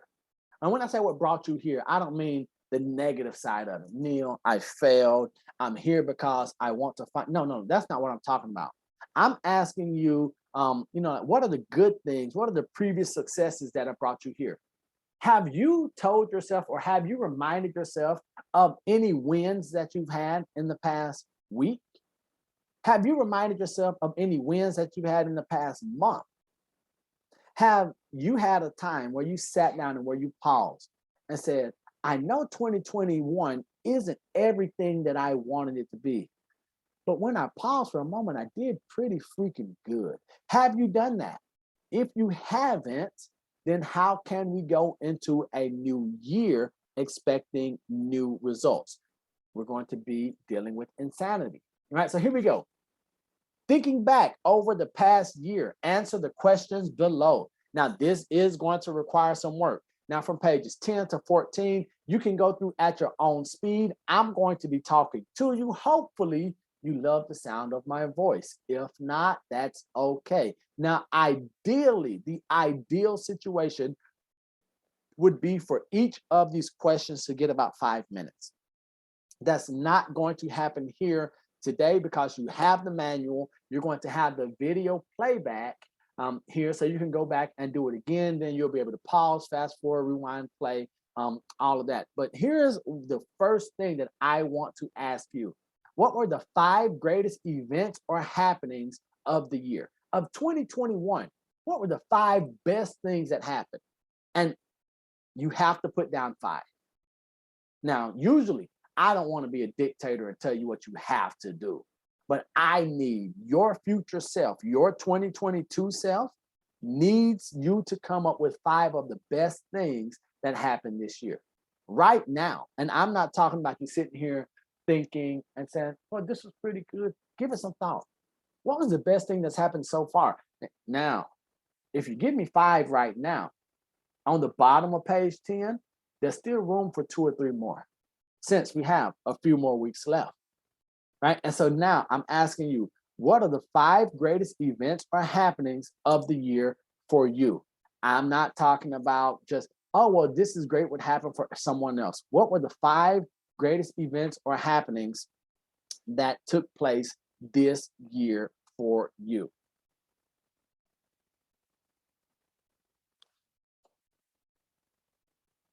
I'm going to continue talking.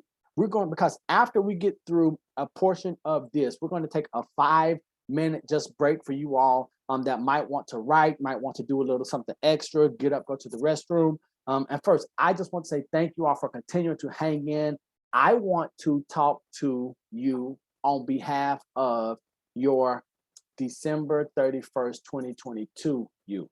That future self, I've been to the future, right? I'm not as crazy as it sounds, but I'm willing to bet that if you're with us up to this point, your future self, that December 31st, 2022 you is saying thank you. Thank you for putting in the hard work. Thank you for being honest. Thank you for writing out, well, here's how happy I am right now. Here's the impact that I have or that has taken place in my life. Thank you for saying, well, these are some of my bad habits. These are some of my good, not so good habits. I want to tell you on behalf of the next version, on the better version of you, thank you, right? Because without today, tomorrow's the same. Without today, 2022 is the same. Without today, your relationships, your health, your business, your life is the same.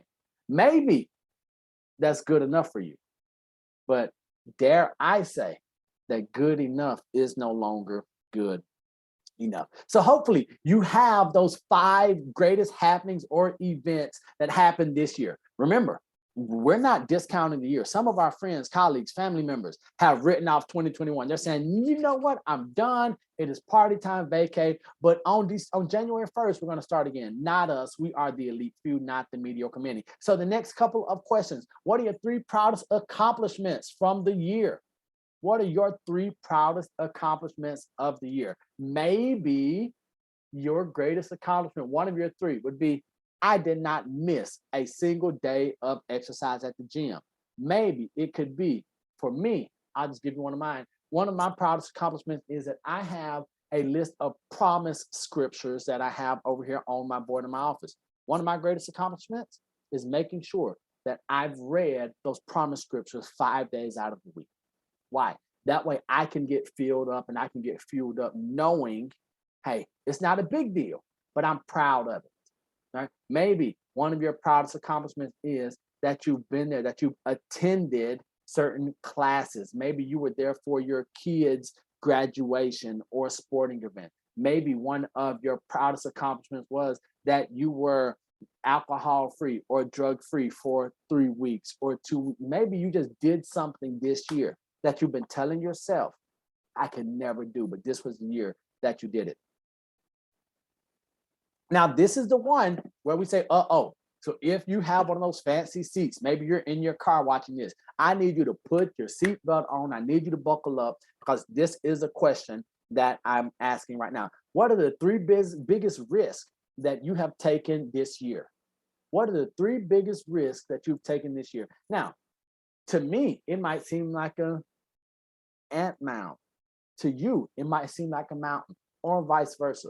But what are the 3 biggest risks that you've taken this year? Maybe one of your risks was putting on a seminar right here, not knowing if anyone would attend, not knowing if you had anything to offer. Maybe one of the biggest risks that you've taken this year was stepping out and starting a business. Maybe it was asking someone on a date. Maybe your biggest risk was telling your employer, no, I can't work on this day because my kids have a function. Maybe your biggest risk was showing up here today. Maybe you said, I'm going to pull the trigger. I will no longer sit here and be complacent and accepting of mediocre. So what are the 3 biggest risks that you've taken so far this year? Now, this next question is one that I love, because no matter the year, no matter what's happened, you can answer this question right here. What are the 3 biggest lessons learned from this year? What are the 3 biggest lessons learned from this year? And this is a year that could teach us all something. Now, when I say year, it doesn't have to be 2021. Maybe you want to go back to the start of the pandemic. What's something that you've learned? Maybe you've learned something about others. Maybe you realize that they aren't as good as they say they were. Maybe you've learned something about yourself. Maybe you found out on the positive side, you know, I'm stronger than I thought I was. I'm able to do more. I'm more capable than I ever thought possible. Maybe you're more forgiving than you thought after a heartache or heartbreak. Maybe your resolve is stronger than before. Maybe you've learned how to use Zoom. What are some of the biggest lessons learned this year? This next one, we're going to ask this question now so that we don't have to ask this question again in the future. And the question that we ask is, if I could go back and do it again, I would do these 3 things differently. We're on page 12. If I could go back and do it again, I would do these 3 things differently. What would they be? Would you change the way that you responded to an email or text?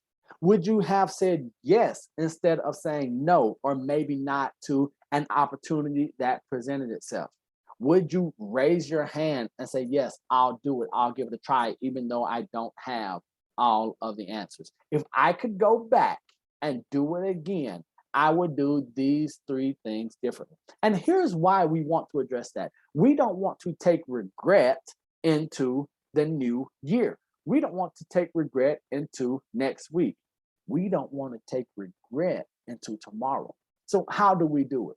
We look back at instances and occurrences and say, I would have done that differently.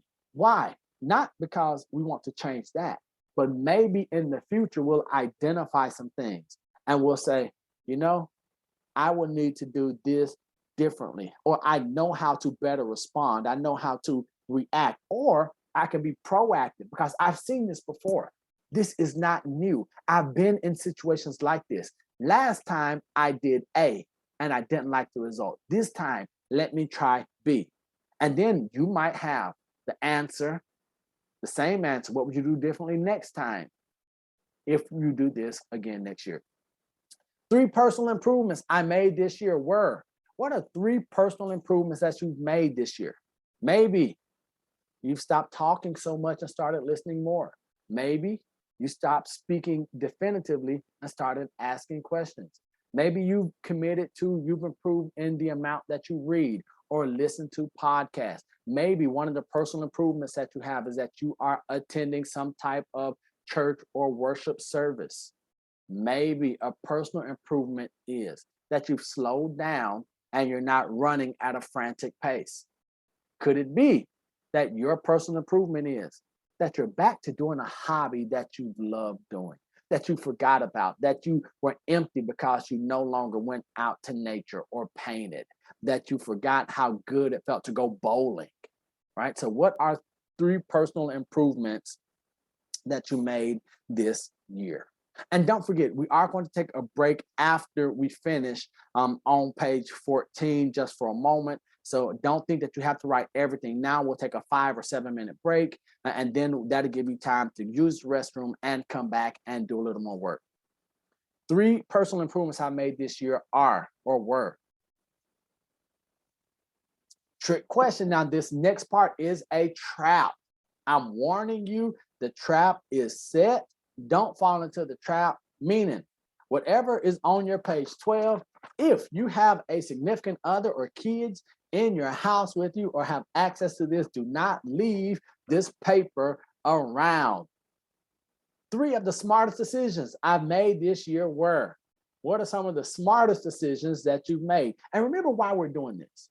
We looked at small regrets, but we also, if you look at what we're doing, we're looking at our accomplishments. We need to lay a solid foundation of hope.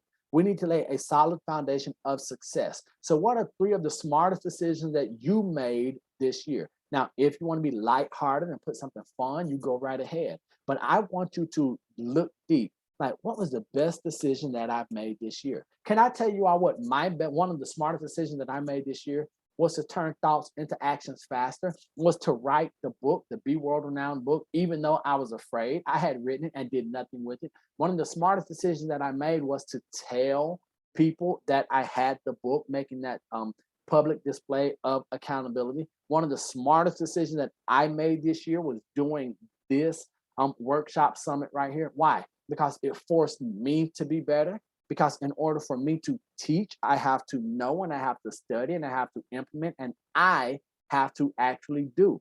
So my question to you is, what are 3 of the smartest decisions that you've made this year? Now, I don't want you to think like smart based upon whose definition of smart? Of yours. That's why I said there's a trap. Because the trap could be, what could be a smart decision for you? Someone else might think that's the worst decision you could have made. And that's where there's going to be a wrestle. That's where you're going to have to say, that was still the smartest decision. Could it be that the smartest decision that you made this year caused you and maybe others the most pain that they or yourself has experienced in a long time? Maybe the smartest decision that you've made was saying no when the easy thing would be to say yes. Maybe the smartest thing that you've done was walking away when staying, or not taking this when you could have taken, right? Maybe your smartest decision was to say, you know what, that's not my decision to make.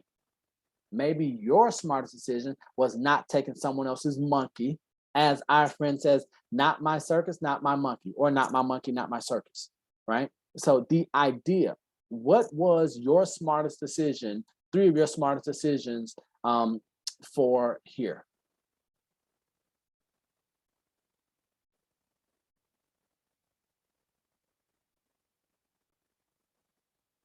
Three smartest decisions I made this year were, ooh, now we get into the good stuff. This is the meat and potatoes. The three most important relationships improved this year were what?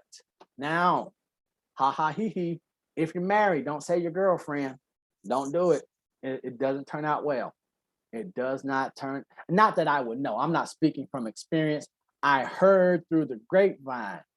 That's not one that you want to put. So let me ask you, what are the three most important relationships improved this year? Could it be number one, maybe your relationship with yourself? Could it be that, I finally stopped telling myself everything that I'm not? Now, you might say, Neil, well, does that really need to be written down? I can't tell you. Maybe it's going to be with a family member or friend. Maybe it could be with a colleague or someone that you wanted to meet. Maybe your most improved relationship, it was someone that you haven't even met. Maybe it's from watching YouTube videos or listening to a podcast. Now, is that far-fetched? Could be, but then again, maybe or maybe not. Yes. So I have a question here asking that. Now, I just put three here for a number to get us started. Maybe you have two decisions or two things that made an impact. Maybe you have two relationships. Maybe you have six. Write it down. I just want us to have a catalog. I want us to have proof, a reminder of some of our wins. My hope is that in everything we do, we have more than one. Now, maybe in our workshop today, in this seminar, maybe you only have time for one because you're getting caught up. But the hope is at least have one. And then after we get the one, we get at least two. Then maybe you have six, maybe you have eight. But let's start building upon these wins. All right, now we get into the looking at next year. Three things I need to do less of next year are what? What are three things that we need to do less of next year? Could it be eating, gossip? Could it be you need to do less watching TV, less social media, less procrastinating? Now, I do want to warn you that one of them is less, and the last question is what you need to stop doing. So just so you know, what do you need to do less of next year? And when I say next year, since we are family, even though the paper says next year, we're really talking about tomorrow. What do you need to do less of tomorrow? What do you need to do less of this evening so that your tomorrow can be better? What do you need to do less of? Next question. Three things that you need to do more of next year, tomorrow, are what? What do you need to do more of? Do you need to do more crunches? Do you need to make more phone calls? Do you need to have more face-to-face time with your kids or your friends? Do you need to have more alone time in this noisy and busy world? What do you need to do more of? And I'm going to challenge you to answer that question for yourself first. What do you need to do to make sure that you as a person are whole, that you are in a position so that you can pour out and help others? So the first one is, what do we need to do less of? Now, what do you need to do more of? Maybe it's more reading. Maybe it is less reading.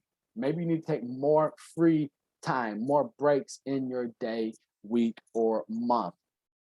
And the final question before we take a break is, three things that I need to stop doing next year are.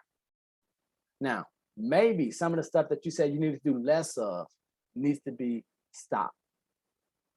For instance, maybe I need to do less criticizing of such and such. I need to do less gossiping. Maybe Could it be, dare we even attempt to stop gossiping? Maybe we stop cursing, right? And these are just examples. So when I give examples, just know that these are things that I have had to go through.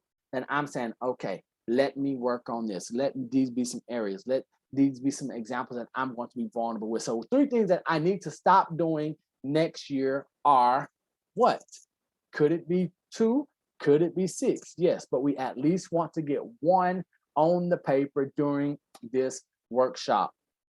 And then I'm going to ask you this or ask you to fill this in before we take this short break. One word that best sums up this year for me is blank. And you'll see we got a happy face, a straight face, and a frown face. That's just down there. But what one word would you use to describe your year? And when I say one word, guess how many words I mean? Uno. You see, my Spanish is better than you thought. I'm talking one. What one word? Now, some of you are going to say, well, Neil, I'm special.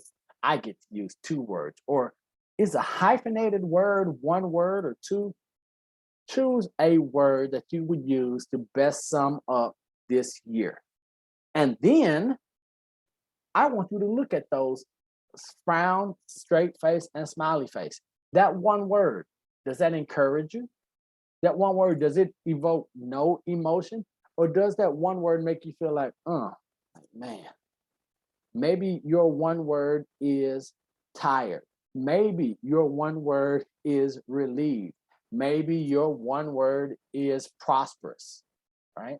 Maybe abundance is your word. Maybe lack is your word. But when you look at that word after, now, when you write that word, I do want you to take into account these previous 4 pages that we looked at, those smartest decisions that you've made, in relationships that have improved, things that you've excelled at. And then I want you to come in and write one word that sums up your year. All right. So what I would love to do right now, we are going to take a short, can we just do a quick 5-minute break? You all okay with 5, right? We're gonna do a quick 5. You all go, if you need to get up, use the restroom, do that. If you need to continue writing down, taking notes, do that. We'll be right back here in 5 minutes. I'm going to get a countdown timer on the screen. And as soon as you hit the ding ding, that means that it is time. We're going to pick back up and we are going to start the second half of this, and we're going to go into nerve or resolve.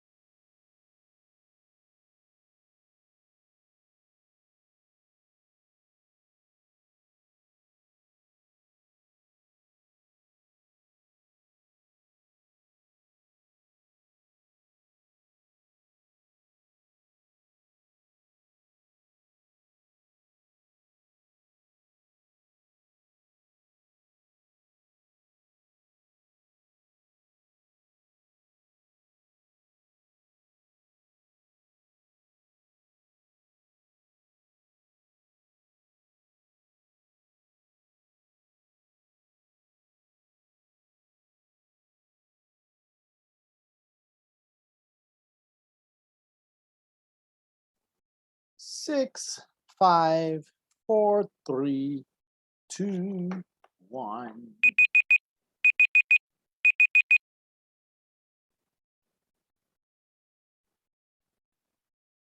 Hopefully you were able to do what you needed to do in that short time frame. Don't forget, if you have any questions, comments, or concerns, be sure to drop them in the chat. You can send them to me direct message if you like. We're going to go ahead and continue with what we've been doing, continue with the manual, with the handout right now.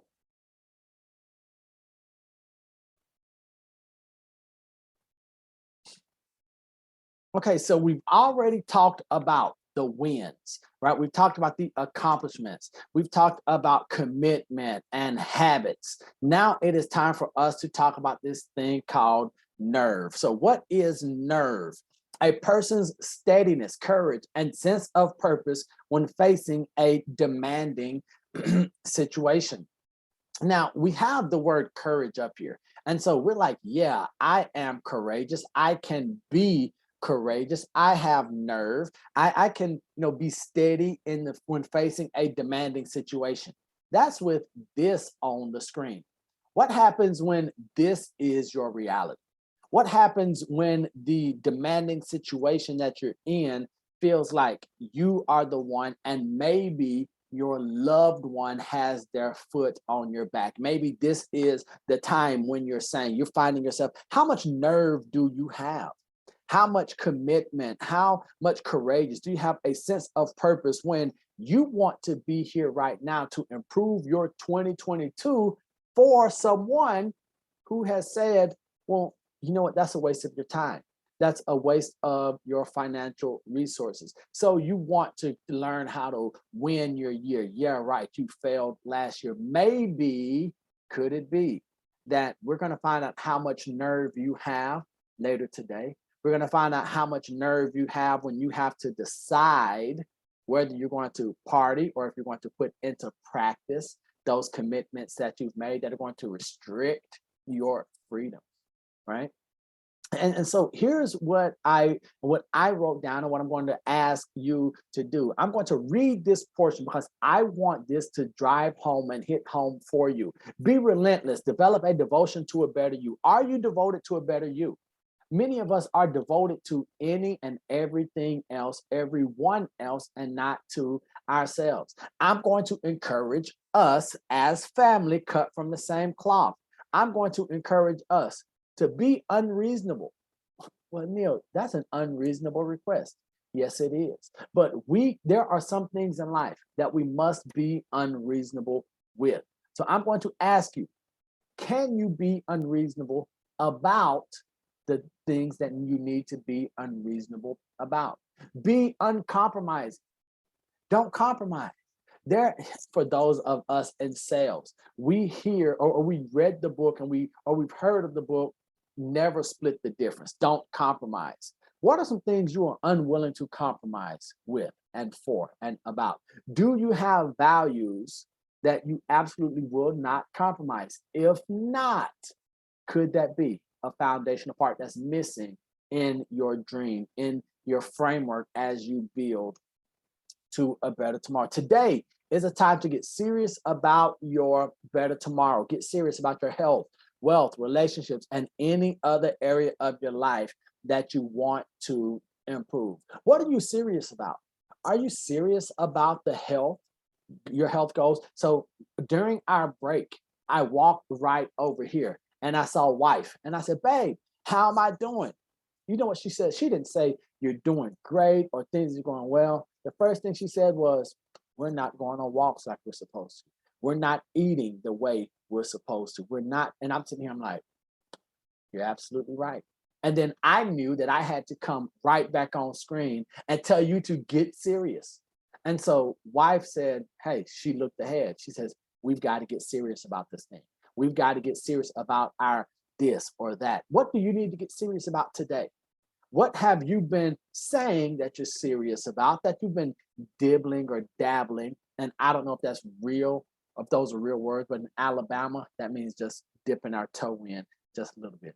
What have you been dibbling and dabbling with? What have you been toying with that you need to get serious about today?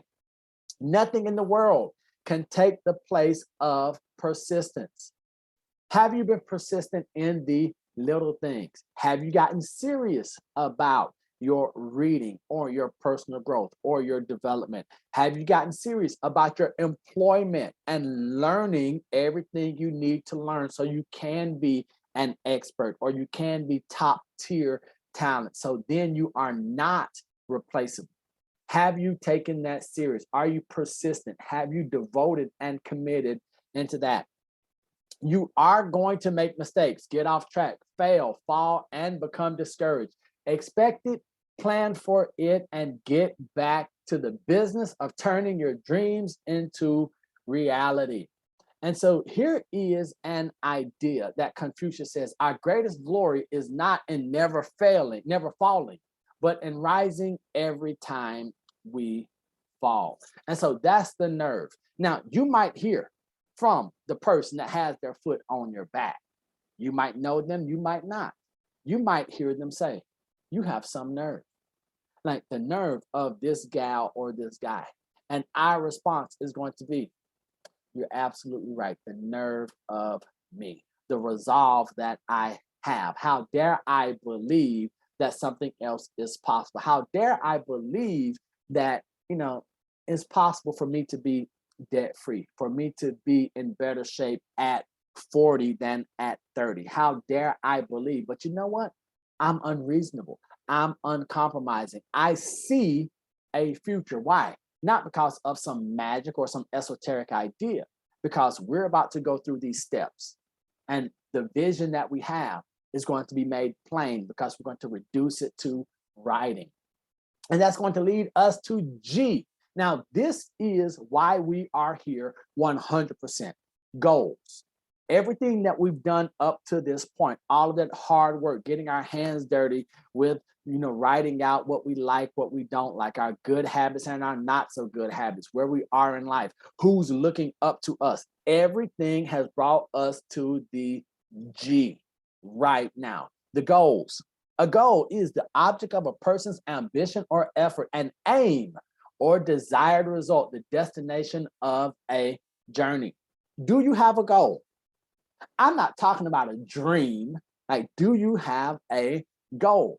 Year after year, people give up on goals and feel like failures due to their inability to reach goals they were never truly prepared to achieve. Is that you? Have you given up on goals and felt like failure due to your inability to reach a goal that you were never truly prepared to achieve? Did you say, I'm going to lose 100 pounds or I'm going to make $300,000 and you've never learned how to make 50? I'm going to do this in my relationship, but maybe you haven't seen success modeled out. The following checklist will help you avoid common pitfalls as we move towards a life by design. So now we are going to look at this checklist on pages 16 and 17. And this is going to be the work. So the first thing in the checklist is important.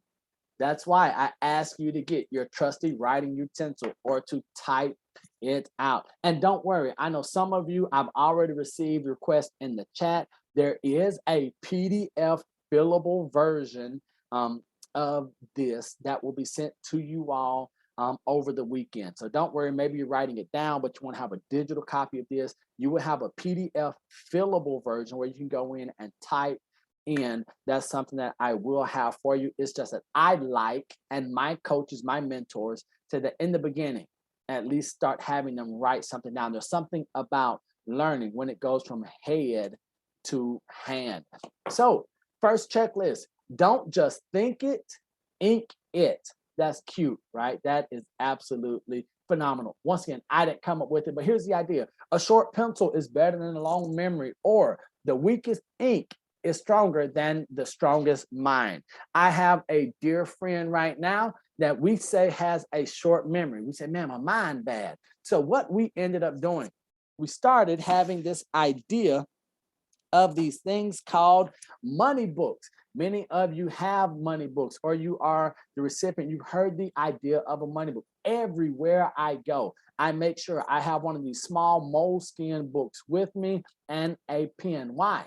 Because if an idea, if a dream, if a goal comes to my mind, I don't trust myself enough to remember. So a short pencil is better than a long memory, or the weakest ink is stronger than the strongest mind. Let's suspend reality. So as we get ready to write our goals down, now these are not dreams, right? Dreams are something that's out there. They don't have an end date in mind. They don't have a definite time frame for accomplishing our goals. As we go through this, I want us first, we're going to write them down. Then we're going to suspend reality. So we're going to do our best impersonation of Inception.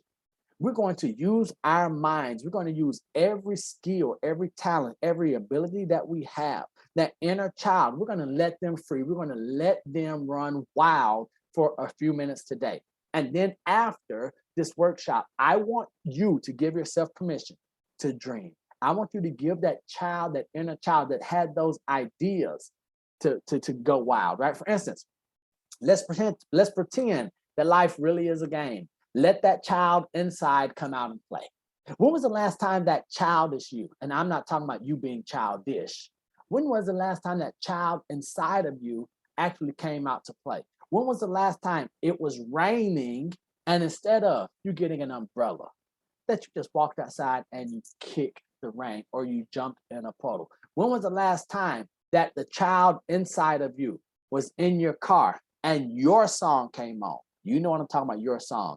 And the child inside of you sang, mouth wide open, windows down for anyone to hear. When was the last time the child inside of you was allowed to come out and dance like no one was watching? Can I dare say it's probably been too long. So as we go into our goal writing and our vision casting and this idea of what goals and dreams do I have, we're going to let that child come out. We're going to say, okay, if you had every skill, if you had every connection and resource, what would you do? If there were no limits, what would you do? Oftentimes, that's what our heart is going to tell us. If I had every skill that I wanted, if I had every connection that I have, if there was no way that I could lose, what would I attempt? What would I try to accomplish? What would I write down? That's where I want us to start thinking. And then we're going to go big. You know, that child inside of you that says, one day I'm going to do this. And you know how it was big because you had that family member, that friend, that older sibling, maybe a parent look at you and be like, yeah, okay. That's how we're going to go about our goal writing, right? Especially initially. We're going to say, man, we're going to go big. I put down here anything you can clearly visualize and genuinely desire. You must genuinely desire it is within the realm of possibility for you. Just because I can't see your reality, just because I can't see your dream coming true, does not mean that it's not possible for you. Just because your significant other, your spouse, your friends, your employer, your employees, strangers, critics, just because they can't see it doesn't mean that it's not a possibility for you.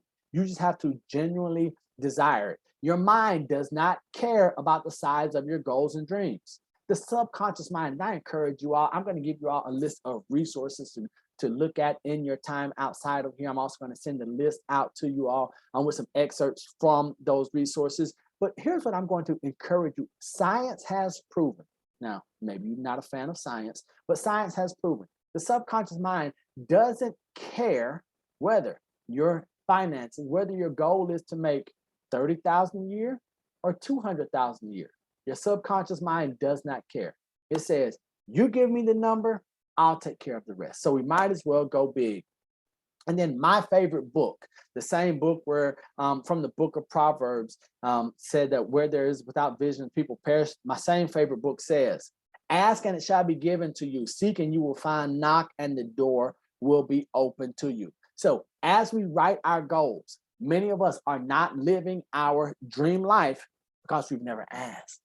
Maybe some of us have never looked into living the life that we say we want. Maybe that door that's in front of us, we've never knocked. Because my favorite book says, if you look, you're going to find, right? If you ask, you're going to receive. And if you knock, the door will be open. Now, it's up to you whether you believe it or not. But my question is, what if that is true? What if all you had to do was ask and then you got an answer?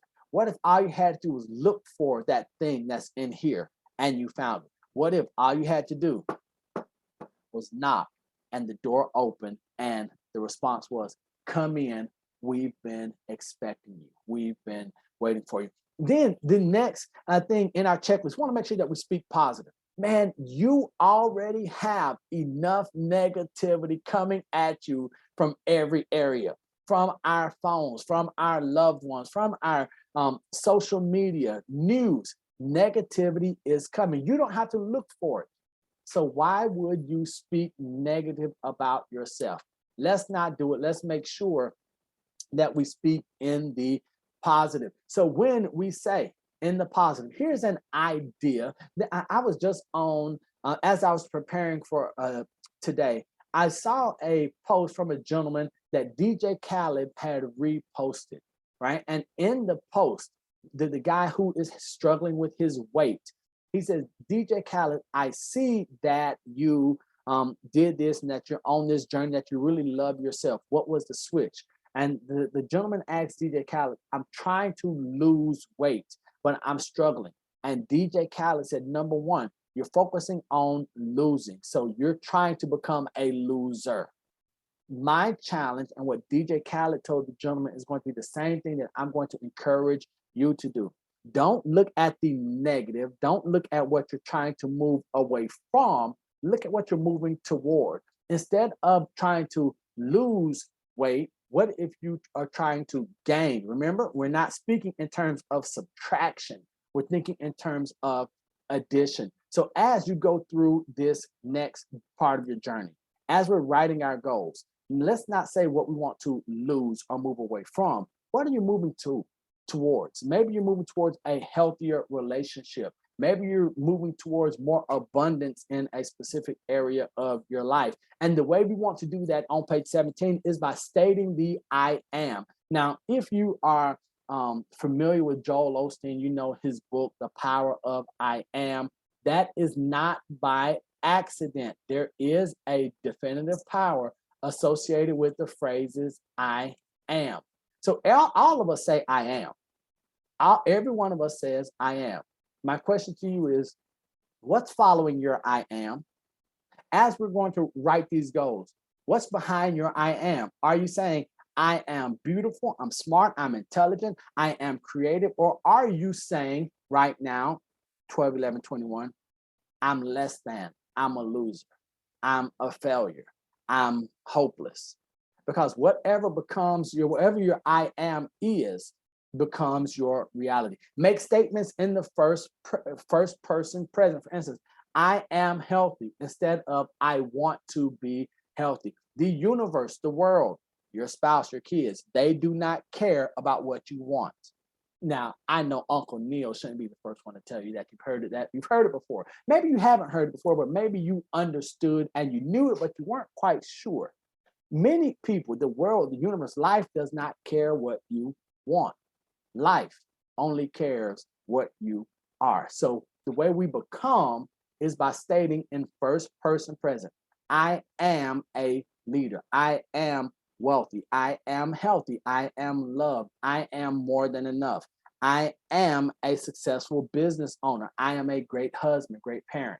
So that's how, as we go through these goal writing, just go ahead. Everything that we've added so far, we're going to make sure that when we look at what we're moving towards, we're also going to be speaking in first person present. And then be sure that the goals that we write down, that they're your goals. Be sure that as we're writing these goals here in a moment, as we're setting up our tomorrow, our 2022, 23, 24, make sure that you're chasing after something that's important to you. Know what you want. Otherwise, you may find yourself doing what you don't want to do to achieve something that means very little or nothing to you. If you're a parent, we see this all the time. How many of us, even if we have babies or young ones, how many of us have killed ourselves for or to do something, doing something, become someone for kids, and then they not appreciate. And then there's resentment that's there. Maybe you're doing something, working on becoming something, doing a job. Now, I'm not telling you to quit your job. I'm not telling you that. Maybe you're becoming someone, not because you want to. Maybe you're where you are doing what you're doing because your parents, or maybe someone that you really respect said, I think you should do this. And you never question. I am going to ask you to start asking questions. But what do I want? Is this my goal, or is this a goal that was placed upon me? Do I really want to eat this, talk like this, live here, drive this, wear this? Do I really want to hang out with these people? Is this my goal? Do I really need all of this, or do I want to sit in a hammock on the beach? Right? So make sure that your goals are your goals. And then make sure that your goals align with your values. I touched on values briefly earlier, but do you have core values? I mean, we all have values. We might not have a crystal clear written set of values. Change that today. You need, say what? Oh, that was your future self telling me. Make sure that they write down their core values. You like what I did there? Maybe I am as crazy as you all think. Your future self needs you to be crystal clear about your values before you try to figure out your goals. You must make sure that your goals align with your values. Some goals are not worth going for. Goals must fit your values, standards, and desires. For me, I have pillars of success. My core values, whether in personal life or in business, I have 4 core values. Most of you have heard them, know that I attempt to live by them everywhere I go. Excellence, service, leadership, growth. My core values: excellence, service, leadership, growth, personal, professional, dad, husband, friend, business owner, presenter, excellence, service, leadership, growth. Now, what does that mean? That means that when I know my values and then my core values are crystal clear, written down, that determines the goals that I set. That impacts the goals that I set. Now, if I have a goal, a dream, a desire that is in conflict with any of my values, I've got to say, I've either got to change my values, or I need to change what I'm chasing after, what I want, what I'm seeking. And for me, I can't tell you how to make your decision. But for me, my core values, now I have additional values. There's a total of 12, but my 4 core values, they've done pretty good. They've gotten me pretty far in life. So far, my core values, excellence, service, leadership, and growth, have not failed me yet. So now I have to ask, do I change this over here? Or maybe what doesn't align needs to be removed. Now, what I love seeing is when I know my values and then my goals are in line with those. So we want to make sure that our core values align with our goals, that they fit. Before we go into the goal writing part, if you do not know what your core values are, start there. I know in our workshop, we're going to go through the goal writing part. If you don't know your core values, make an asterisk. Forget everything else. Figure out your core values. What's important to you? What do you live by? You might not like them right now, but we need to figure those out. Next, don't be afraid to fight. What in your life is worth fighting for or worth fighting against? Is there something that threatens your well-being? For me, my fight is freedom. Like, that's my fight. I am in the fight for freedom. And when I say freedom, like, I'm not talking about freedom of the person physically. I'm talking about freedom from worry, freedom from stress, freedom from lack, freedom from fear. That is what my fight is. So my core values: excellence, service, leadership, growth. What we're doing right here, guess what I'm doing? I am not presenting to you all. I'm fighting mediocrity. I am fighting the freedom of fear, I'm fighting against the freedom or what's trying to impose upon abundance. I'm fighting with you all by my side right now, this whole idea of mediocrity. So my fight is freedom. So what's your fight? What is going to keep you going when that foot is on your back? When you wake up and you are discouraged and you're sitting here saying, man, today is the day that I throw in the towel. Then we want to abandon limiting beliefs. Your past does not dictate your future. Abandon all limiting beliefs. And here's a bit of encouragement. If someone else can do it, so can you. If it was possible for someone else, if you have seen someone else do or the idea, then you can do it too. So just abandon the idea. Maybe this is going to be hard. Maybe your limiting belief lays next to you at night. Maybe your limiting belief is the one who calls you on your birthday and say, happy birthday, son or daughter, right? Maybe that's where your limiting belief came from. Now, I'm not telling you to abandon them.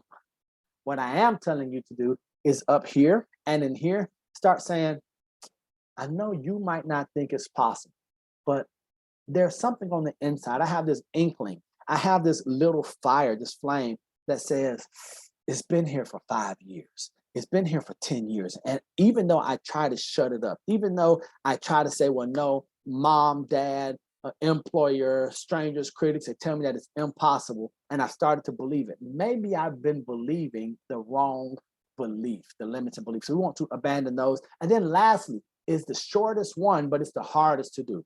Fear not. Right? Me telling you, don't be afraid.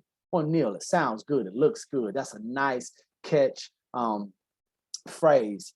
Fear not. But here's what Marianne Williamson says: as we are liberated from our own fear, our presence automatically liberates others. Now, if you're like me, you don't know Marianne Williamson, right? You're like, yeah, okay, that is not Marianne Williamson. Who is that from?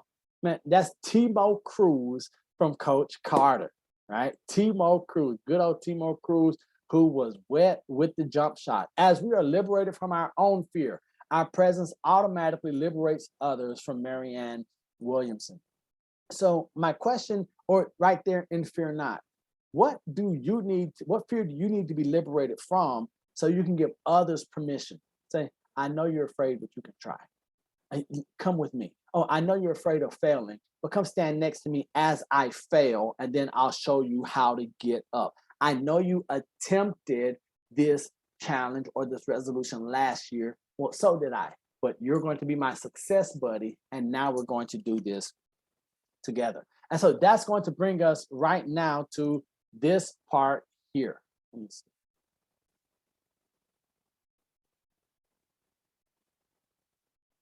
SMART goals. It's now time to design SMART goals for the 5 major circles of our lives. And those SMART goals, here's what SMART goals are. Specific. I'm on page 17. Specific, not Pacific, specific. Specific. Specific is S. M is going to be measurable. We want our goals to be specific and measurable. A is attainable. Are our goals attainable?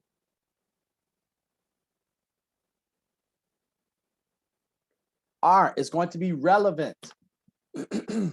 Now, if you've done SMART goals before, there are 2 schools. Some of them say relevant. That's the school that I'm from. I believe relevant. Others say realistic. We've already said that we're going to be unreasonable, and some of our goals might appear at first to be unrealistic. So we're going to go specific, measurable, attainable, relevant. Relevant meaning, is it important to you? Are the goals that we're about to set, is it going to have an impact on your life and those that you love, that you want? Because if not, it doesn't matter how realistic it is if it's not important or relevant to you and your fight. And then the last one, the T, is time bound. We don't want to have a dream that means one day, because that, of course, is not on the calendar. We'll never turn the page and see one day there. But what if we have time bound goals? If they're specific, measurable, attainable, relevant, and then time bound, meaning that I'm going to do this by this date, right? Now it has become a goal, a SMART goal. So I want to ask you on page 18, we're going to start working on some SMART goals. Now, I don't want you sitting here thinking, okay, well, they have to be specific, measurable, attainable, relevant, time bound right now. We're going to get there, but on pages 18 and 19, we are starting the goal writing process.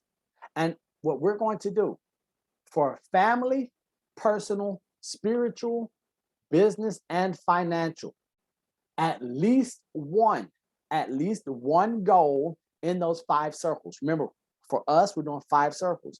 I would love to have at least one thing that you would like to accomplish next year. When we say next year, we're talking about tomorrow, okay? Because we're going to grab 2022 and bring it to 12/12/21, right? Oh, y'all like that. I see what I did there. Man, I'm a brilliant mind. Yeah, so we're going to use our SMART goals, but what would you like to accomplish in 2022 in your family? Is it a vacation? Is it going to be more family nights, game nights? Is it going to be better unity? Do you want to have your very first family reunion or your first family reunion in years? Do you want to have a family Zoom or WhatsApp chat? Just saying. What would you like to accomplish next year for your family? Personal. What would you like to accomplish next year personally? Is this going to be a health goal? Is this going to be a dream and desire? Maybe you want to take a trip or a vacation. Maybe you need to find peace. Maybe you want to get back to doing a hobby. Maybe you like personally, maybe you just want to get a tattoo. Who knows? Maybe your personal goal for 2022 is to get the tattoo you've been wanting for 4 years. It could be anything. Is it relevant? To you, it might be. Is it attainable? To you, is it measurable? Did you get the tattoo or not? Yep. Is it specific? Maybe you want to say, instead of get a tattoo, maybe you want to have a specific tattoo. And then time bound is going to be, what deadline are you going to give yourself to get a tattoo? So for personal, get my butterfly or cocoon tattoo or butterfly tattoo on my left arm by January 3rd. I don't know. Just an idea. Spiritual. What would you like to accomplish next year when it comes to your spiritual life? Now, is it that you want to read? Do you want to get deeper into whatever spiritual or teachings that you have? Do you want to pray more? Do you want to spend more time in Mother Nature? Now, if we say more time, we can't just say, I want to spend more time in Mother Nature. Maybe a SMART goal would be, I want to spend at least 30 minutes twice a week walking in the park. Maybe it could be, if we're talking about spiritual, maybe it could be, I want to watch 3 teachings from a person or a doctrine a week on this subject. And then you choose a time that you want to have that done by, right? Maybe it's to write a book or to read a book. Maybe it's to attend a gathering. Maybe it's just to have quiet time and meditation. Maybe your spiritual part might be to take a yoga class. So you might have something in personal and spiritual that overlap. Business. What would you like to accomplish in business next year? In business, it can't be make more money. Of course, that's the financial side, but we want specific goals, measurable, attainable, relevant, and time bound. What are some business goals that you have? I want to grow my business. Time out. What does grow your business mean? It has to be smart, like our guy Albert Einstein right here. I just want to interject right here as well. I'm not saying I'm as smart as Albert Einstein, but my parents did have the foresight to name me Neil Albert Oates Jr. Coincidence? I think not. But that's neither here nor there. That's just filibuster. Okay, business. What would you like to accomplish next year? Now, some of you, I do know, when you just found out that my middle name is Albert, you're like, man, this guy is brilliant. Maybe not. There's just foolishness in there. Could be, though. What business goal would you like to accomplish in the next year? And then finally, what would you like to accomplish next year when it comes to financial goals? What would you like to accomplish next year when it comes to financial goals? Now, I'm going to help you here on the financial goal part. So business, maybe we're going to say business-wise, I want to double my production or such by a certain time period. Maybe you want to have more face-to-face meetings, or you want to get more referral contacts from something. Maybe you want to expand your market area by X% by this date, right? Whatever it is. Financial, to be debt free. That's not good enough. Maybe some goals that you would have is to pay off all credit card debt by X date, to get to fully fund my retirement account by October 31st instead of waiting until December. Whatever it is, maybe your financial goal, and this is where finances and spiritual could overlap. Maybe a goal that you would have is to tithe or to give charitable donations of X amount.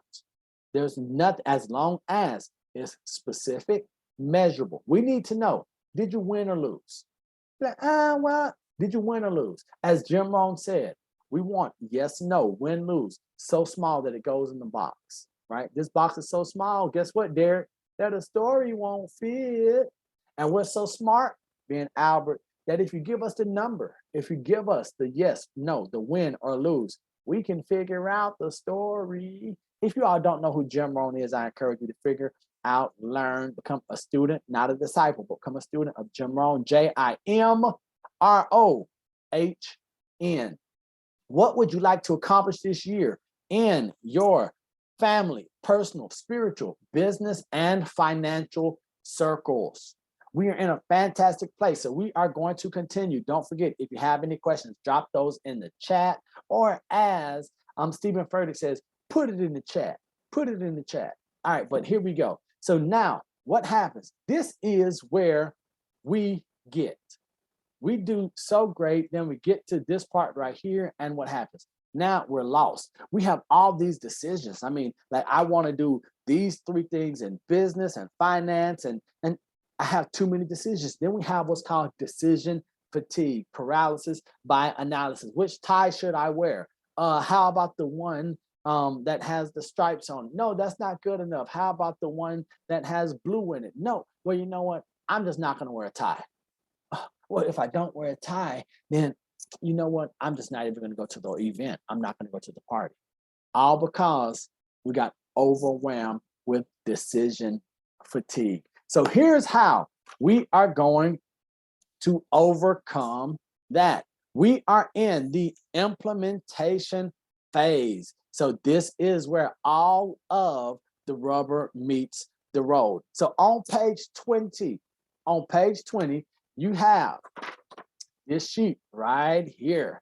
This is the good, the bad, the ugly. We're going to find out just how serious you are.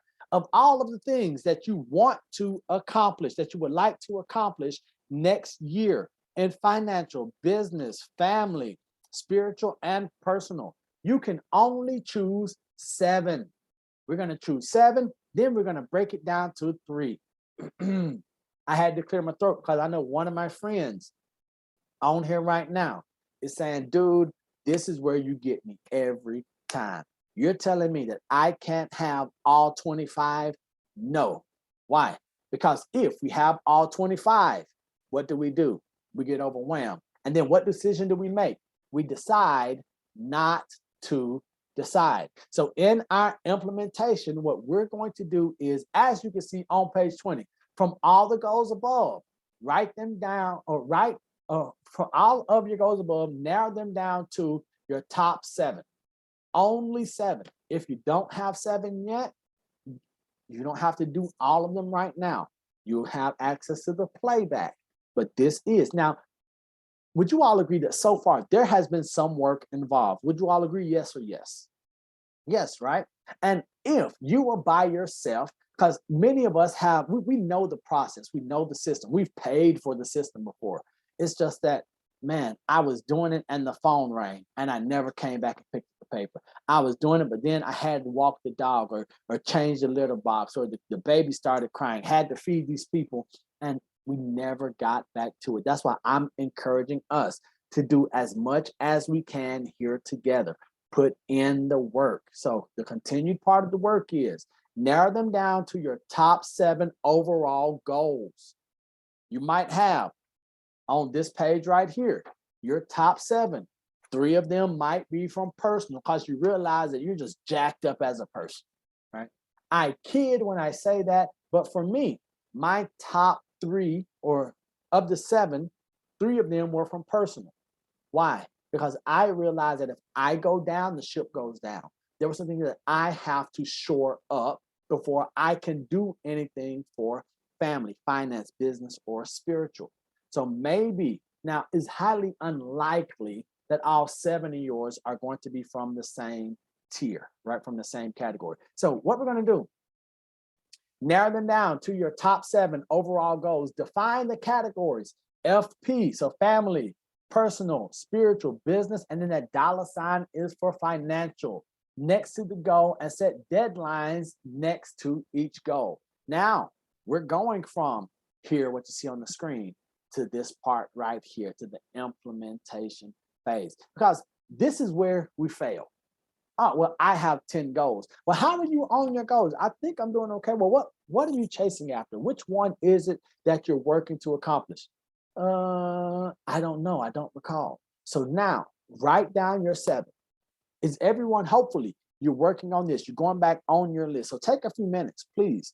Take a few minutes. Go. Maybe you need to really be serious and say, this is what I want to accomplish with my family, with the personal, spiritual, business, and financial. That's the first step. Some of you are not here yet because we have not chosen, we have not decided, we have not selected our core values. If you do not know what your core values are, you can have some fun with this, but don't hold yourself to this for 2022. Do not, and I'm begging you because I've seen it too many times where we start chasing after something. We might spend an entire year, 2 years, 5 years chasing after something. Then we figure out what our core values are, and they're going this direction. Our goals are going here, and we're chasing after our goals, but our core values are here, and we're getting further apart. Then there's a disconnect. Then we are angry, we're frustrated. There's tension in the household. Then we're snappy with our cohorts or our colleagues, and then we're never at peace with ourselves. So on this part, the business, financial, family, personal, spiritual goals, do we want to have something in there? Yes. If you do not know what your core values are, we can have some fun with this, but I'm going to ask you to revisit with me, maybe revisit with someone else here, maybe whoever your success buddy is going to be, and say, I did this on 12/11/21, but I didn't have my core values in place yet. Now that I have my core values in place, 3 to 5 core values, so that they're going to guide your decision making. And as you're writing this down, maybe you do have your core values. What I don't want you doing is don't write something here just because it's been a goal, a dream of yours for years. And you're saying, well, I finally want to accomplish it, only to find out that it is out of sync and not in alignment with your core values. All right, so I've been talking about that. Hopefully you have written down some of maybe your top 3, your top 5, your top 7 goals, the category that it falls in, whether it is financial, personal, spiritual, business, family, personal, spiritual, business, and financial. Now you'll see that in almost everything I do, family goes first. There's a reason for that, because when a lot of the dust settles, you're gonna have family and then you're gonna have spiritual, and you've got to figure out where you are in there. Okay, so after you choose your goal or the category and the goal, here's the hard part.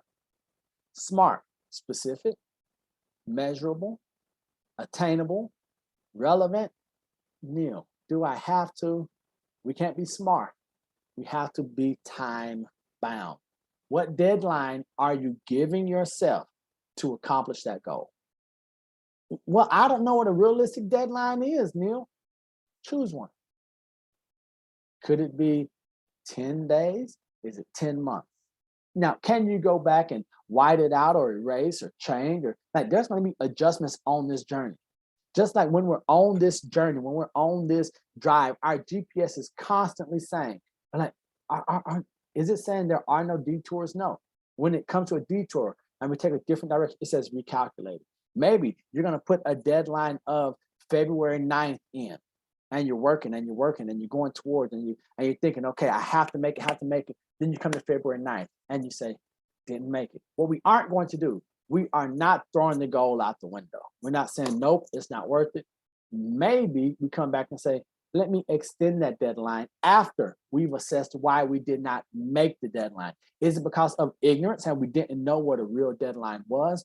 Or was it because of laziness and procrastination? Maybe the reason we didn't meet the deadline was because we didn't do what we know we are supposed to do. So that's what we want to do there. And so we have our 7. So we went from all of those that were on these 2 pages here. So all of the goals that we had, things that we would like to accomplish, that we want to accomplish, we've broken it down to our 7 that are going to be here in this chart. I had to make sure there were actually 7 rows there, right? I'm looking, I'm like, I think I did it right. Let me double check.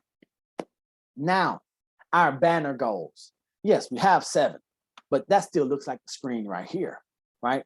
Neil, we started with 25. We started with 24. We got down to 7. Ooh, the way my mind works, Neil, I can handle 3. Okay, I'm glad you said that. What next year would be phenomenal if I accomplished the following 3 goals. Of the 20, then the 7.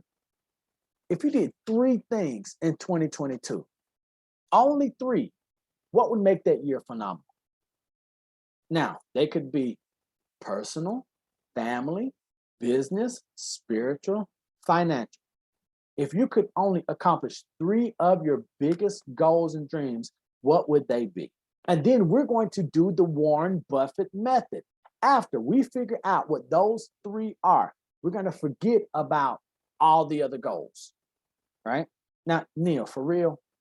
Yes, because if your year will be great if you accomplish 3 things. What if you did 1 of those 3? You'd be like, ooh, I did pretty good. What if you accomplished 2 of those 3? You'll say, dadgum, I'm unstoppable. If you accomplish all 3 of your banner goals and your year is phenomenal, let me tell you what I know about you. At that point, since we're family, you're going to be on an emotional high. If you accomplish all 3 of your banner goals, do you think that you're the type of person where you're going to say, well, I could take the rest of the next 6 months off? No, you're going to go back and you're going to do this again. And you're going to say, oh man, I finished early. Those deadlines, I blew those out of the water. So now what can I do? What would be my number 4 goal? Because now our 1, 2, and 3, our banner goals are done. Now we've got to go in and reassess. What else do I want to do with my family, my personal, my finances, my spiritual, or my business? Maybe there's going to be a reshuffling. What was important to us on 12/11/21 is no longer important to us on June 10th, 2022. And I say June 10th because that's my birthday. In case all of you are curious, I know you want to know when Albert's birthday is. June 10th. You've got it there. Remember it. All right. So as we go through and as we are hitting successes and we have wins, and if we achieve our 3 banner goals and our years of success, what do we do then? I put here in the bottom, you only see, experience, and attain what you look for. Whatever your mind is thinking on the inside is what it will pay attention to on the outside. Are you always thinking about working towards accomplishing 3 goals? For me, my year, my 2021 became a success at 9 o'clock this morning, 9 o'clock Eastern time. When this summit, when this workshop started, I won the year. This was something that I wanted to put on. Why? Not because of me wanting to do a seminar and workshop, because now I can say honestly and with integrity, I'm fighting the fight. I'm fighting for freedom, not only my freedom, I'm fighting for the freedom of, Giovanni, of, Derek. I'm fighting for the freedom of Fremo's kids. Why? Because now I know that if they do what they're challenged and what they're capable of doing, now generations don't have to worry about lack. They don't have to worry about fear. They don't have to worry about mediocrity because that's going to be abolished. That's going to be destroyed. Right. So that's one of the things for me. My big three banner goals, one of them right now. So I want to say thank you to each of you for allowing me to live out a goal, for it to become a reality. And guess what? My banner goal is done early. So what do I do now with the rest of the year? I go to my next goal and I bring it in. And so I want you all to see this is not something that we just teach, it's something that we live. And as you get used to living it and as you get used to doing it, you're going to find yourself in what we in my circle call an upward spiral. You're going to find that success follows success, follows success, follows success. And next thing you know, you're going to be in this upward spiral and things are going to start happening. And people are going to start recognizing, and then they're going to ask you, how did, when did, what did, can you show me? And then you're going to have your spiral. And they're going to come and they're going to say, oh, let me jump on to what Liliana, what Joanna, let me see what Brian is doing. How did Andy get here? And then you're going to say, well, hey, let me show you. And then we're all going to find ourselves fighting the fight that's worthy of our time, that's worthy of our energy and the effort that we're putting out. You will only see, experience, and attain what you look for. What are you looking for? Hopefully, you're looking at three things. If you have any questions, comments, or concerns, don't hesitate to put those into the chat. You can send them to me directly. It is now time for execution. It is time to execute. The carrying out or putting into effect of a plan, order, or cause of action. This is where some of us, when we hear execution, we're like, oh no, off with his head or her head. So when people ask me, Neil, what do you do for a living? I do not, will not, have not answered in a number of years that I'm a real estate agent, broker. Neil, what do you do? I'm in execution. That is my professional title. I execute. Neil, like, what do you mean you execute? And this is where we have to be careful of what attachment we give words, phrases, and meanings in our head and in our hearts. When you hear execution, do you think of Green Mile when they put John Coffey in and they don't put, like, is that what you're thinking? Or are you thinking the carrying out or putting into effect of a plan, order, or cause of action?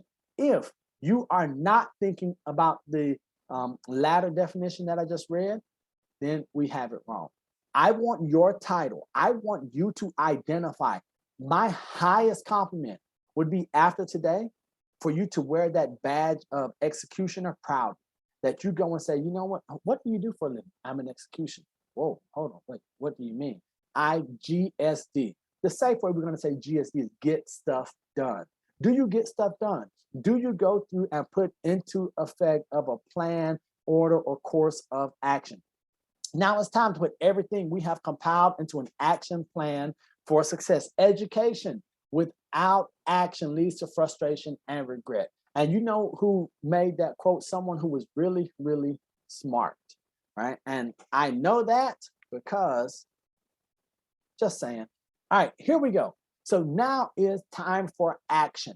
What we've done so far, it's good, it's cute, it's cool. We've done some stuff. We know what our goals are. Does anyone here not have their top 3 goals or their banner goals? If not, continue listening, but I want you to work through. It's like, man, I'm still here. I need to figure out what my banner goals are, because here's everything that we're going to do now is on this next part. On page 22, you're going to see banner goal number 1.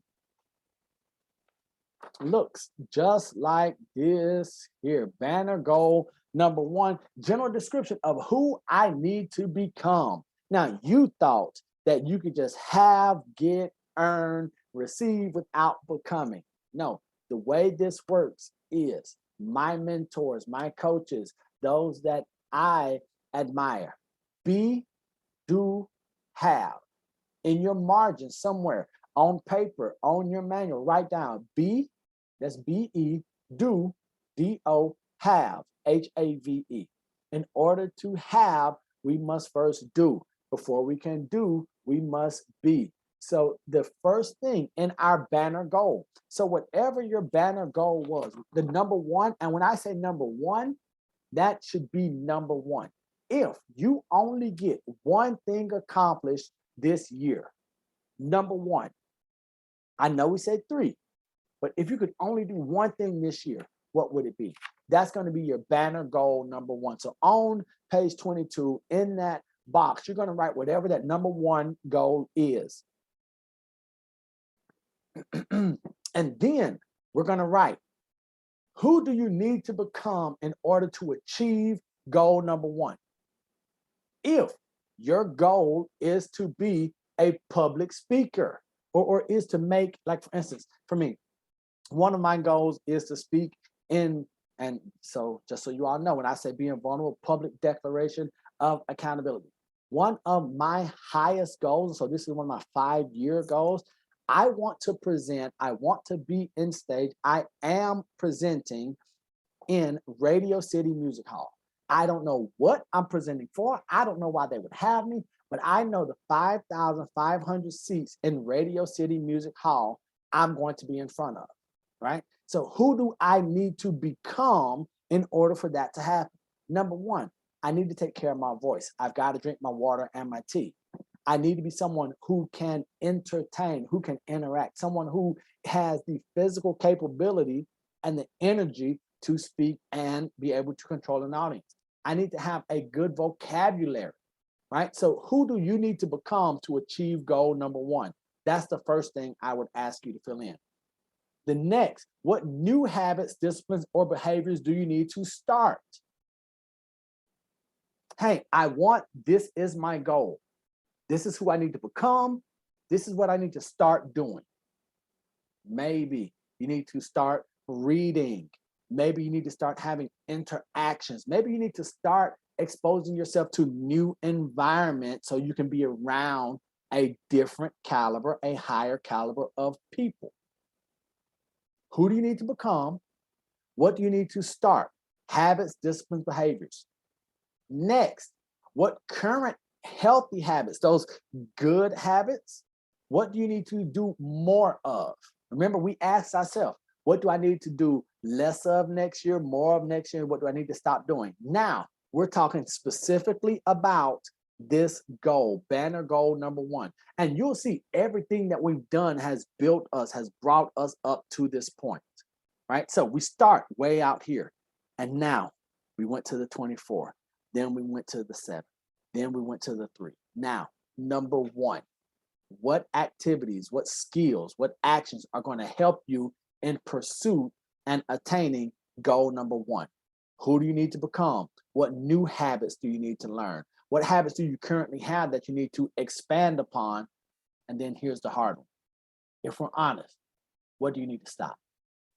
What poor habits or behaviors do I, Neil, need to stop? What habits, what things are pulling me away from goal number one, right?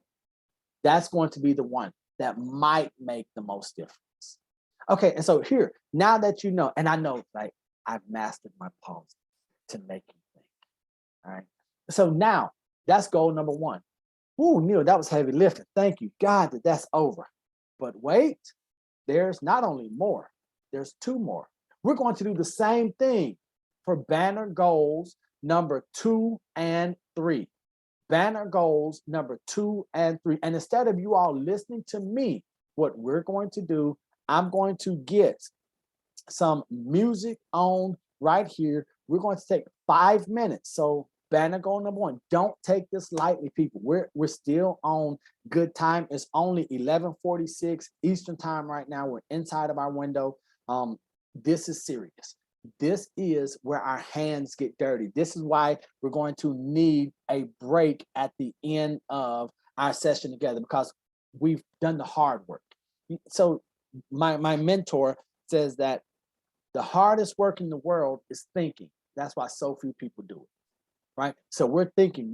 Many of us are activating parts of our minds and our hearts that haven't been unleashed in a long time. That child you, the one that said, hey, I want to come out and play. I want to dream big. I have a banner goal of playing an instrument.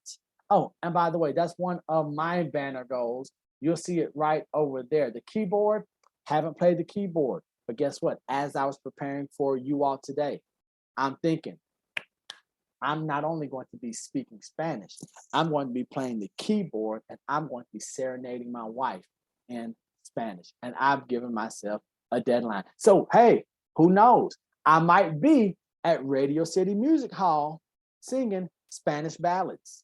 I have no idea. How it happens is none of my business. The fact that I do believe that I can see it and I'm holding it that tight, that close, I know that I'll be in Radio City Music Hall. And I'm going to ask for a few extra tickets when I get there to make sure that you all can. Now, you'll have to get there yourself, but I'll get you guys in. So I'm going to put on some music just for a moment, about 5 minutes. Go through, work on banner goal number 1, banner goal number 2, and banner goal number 3. And we'll stop on page 24 after we get those done. All right, we are in the home stretch. Hopefully you all had some time to get some work done on them. Maybe if you didn't get all 3, the important thing is for us to get the framework down, for us to understand what's next. Say, how do we proceed? So now this is the time. I'm going to stay in this view for us just a moment. So now that we have gone through and we know what our banner goals are, we know what goals 1, 2, and 3 are. We've gone through and we have looked at the habits that we need to keep or that we need to leave. Now we're going to create our execution plan. This is where you go from being a planner to an executioner, because execution requires action, just like we saw on the screen earlier. We've got to take action. If we don't take action, everything up to this point has been for nothing. So now, if you look on page 25, 26, and 27, easy stuff. All you've got to do now is what my friend, well, I don't know if you guys know this, but I'm friends with President Baraka. Okay, and what President Baraka loves doing is this part right here. And in this part, we take all of our goals, those big 3 banner goals, and we're going to chunk it down. Because, for instance, an example that I use is writing a book. Maybe your goal is going to be to write a book, but if like writing a book seems so big, but now we're going to break that down into our intermediate destinations. So whatever your goal is, I don't care. And now I hope that you've got some stupid, crazy, ridiculous, unreasonable goals, right? I hope that your goal is so big that up until this point, you're like, there's no way. I don't even see how it's possible. Now, we're going to take that goal and we're going to break it down. Here's what we mean. We're going to look at intermediate destination. Writing a book. Man, I have never read a book. How am I going to write a book?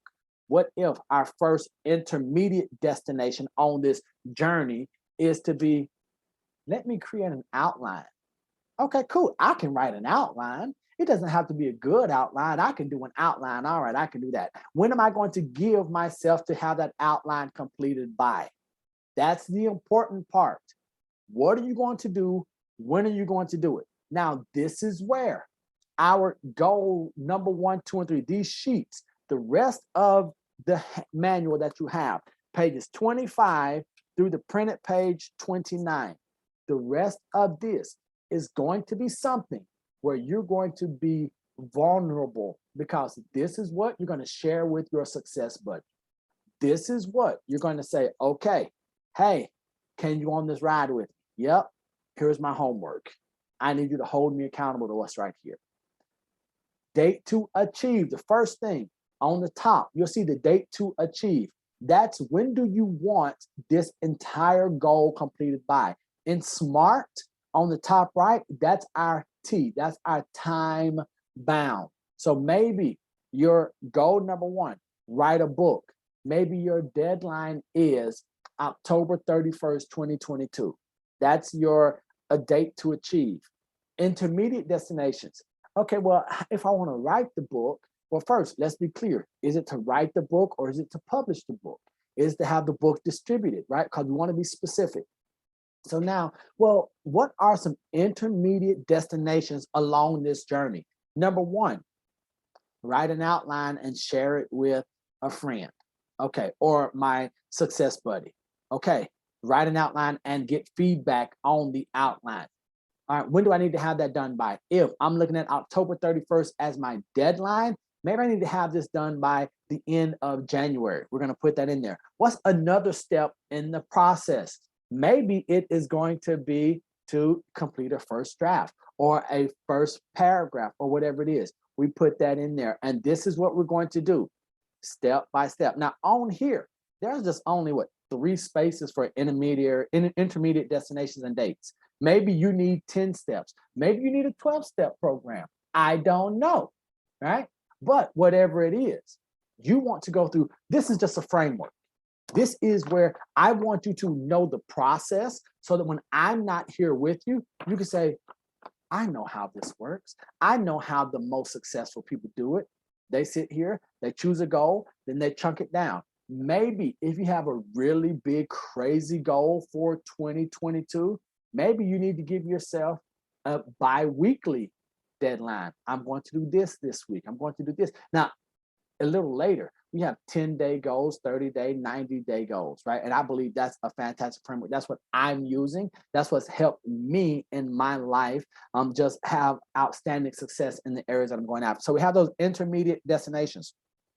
Who's impacted by your big goal, number 1, 2, or 3? Who's going to be impacted? And are they going to be impacted positively or negatively? Write those names down.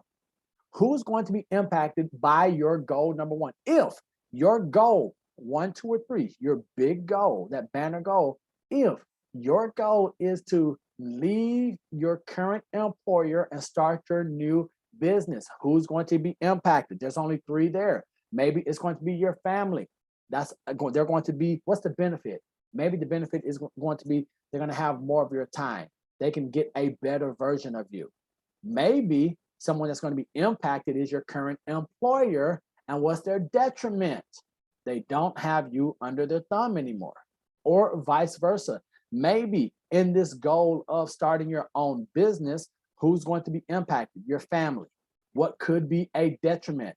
They might not have as much of your time or energy in the year, right? Maybe a detriment will be I have to cut back on finances. If your goal is to be debt-free or pay off credit cards or buy a house, who's going to be impacted? My son is going to be impacted. How? Son, Christmas isn't going to look like it did last year, right? All of these. But then we want to be clear.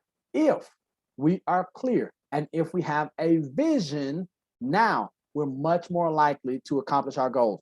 Who are the people that you need in your life? The mentors, coaches, experts, and assistants. What do you need? Who do you need?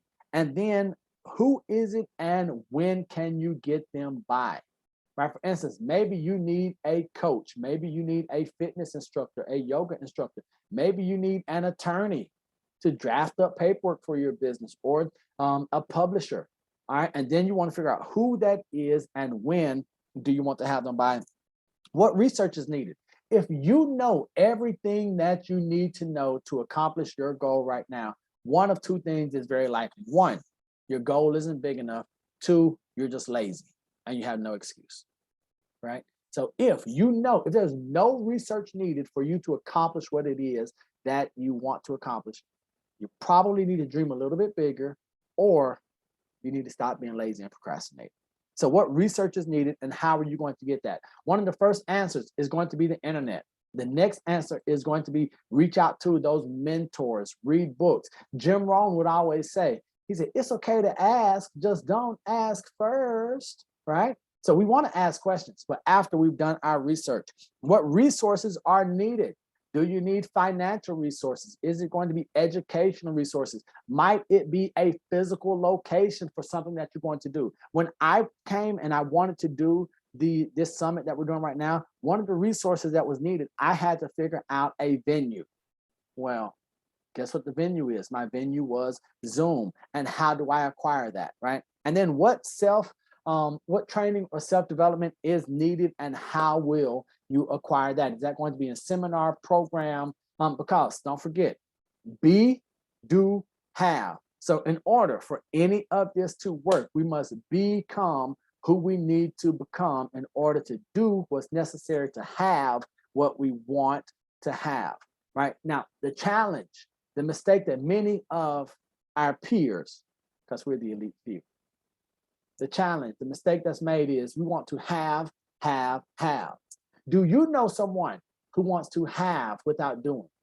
Do you know someone who wants to have and do, but not be? So want to be, do, have. So self-training, development needed, and where will you acquire that? If you are not utilizing YouTube, social media to get the tools and the access, if you aren't using podcasts, if you aren't reading, listen, you ain't even got to read books. Listen to the books. Listen, like you ain't got to read, just listen to the book. Take some notes, right? I'm not going to, like, I love to read. I like to read more than I like to listen, to book. I'm not telling you what to do.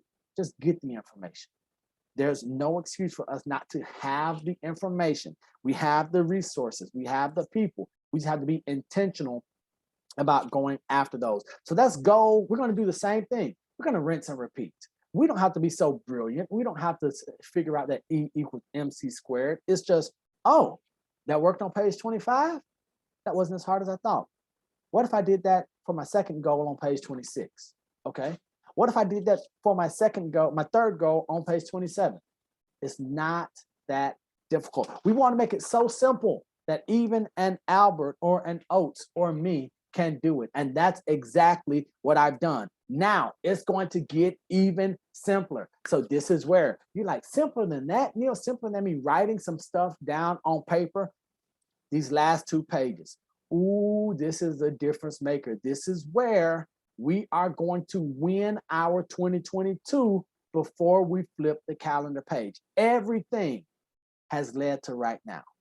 Now, this is where, if there was a money back guarantee, which there isn't, if there was a money back guarantee, this is where the money back guarantee would come in.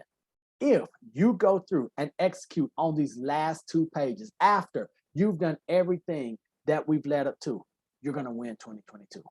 It's impossible to fail if you go through, if you work the process, if you go through and say, here's the plan, if you execute, and if you wear the executioner's badge, it is impossible to lose 2022. Here's why.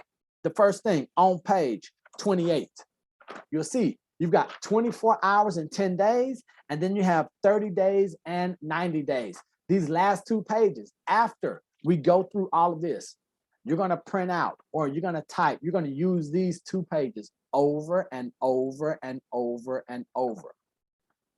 In the next 24 hours, we have all of these goals. We've broken them down, right? We got to 20 something. We got to 7. We got to 3. We know what our banner goals 1, 2, and 3 are. If we don't know, we're going to get those before we continue. Before we do any of the goal stuff, what are we going to get? We're going to get our core values. We have to have our core values necessary, okay? But after we have these things right here, after you filled out this sheet and you have the date to achieve, we're going to go through, what am I going to do in the next 24 hours? What am I going to do to get started? Maybe in the next 24 hours, I'm just going to go back and look at the manual one more time. Maybe because you all are going to have this video in the next 24 hours, maybe I just need to go back and listen to it one more time. Maybe, what's goal number 1? Whatever your goal number 1, remember, number 1 is number 1. If it is write a book, if it is to get in shape, live the lifestyle, have the fitness lifestyle that you want, live healthy, start a new business. Goal number 1, and I left you room for 4. What's one thing you can do in the next 24 hours? We're going to do that for goal 1, 2, and 3. And let number 1 be number 1. What's the first thing that I could do in the next 24 hours for me to build traction, for me to get a win under my belt? I don't care how small the win is. I need you to win right now. I need you to win before this time tomorrow. I need you to say, Woo, I got a streak going, right? I have, and then guess what? Then we're going to do the same thing for goal number 2. What's something you could do in goal number 2? It doesn't have to be huge. It just needs to be something small, something that is attainable, something that is relevant, and it's time bound because we're giving ourselves 24 hours to do a couple things. Now, what I want you to do, I don't want you to put a 90-day goal in a 24-hour column. And then same thing for goal number 3. So 24 hours, what can you do? Then we give ourselves 10-day goals. What if you came through day number 1, you said, man, I knocked it out of the park. The next thing, what are some 10-day goals that you could have? And this is where you go back to this example here when it says by when, right? So right over here when you're saying by when, maybe those are going to be some of your 10-day goals, right? And so this is where now, if you're using this 24-hour and 10-day goal sheet, you might not have to go back and redo this sheet every time.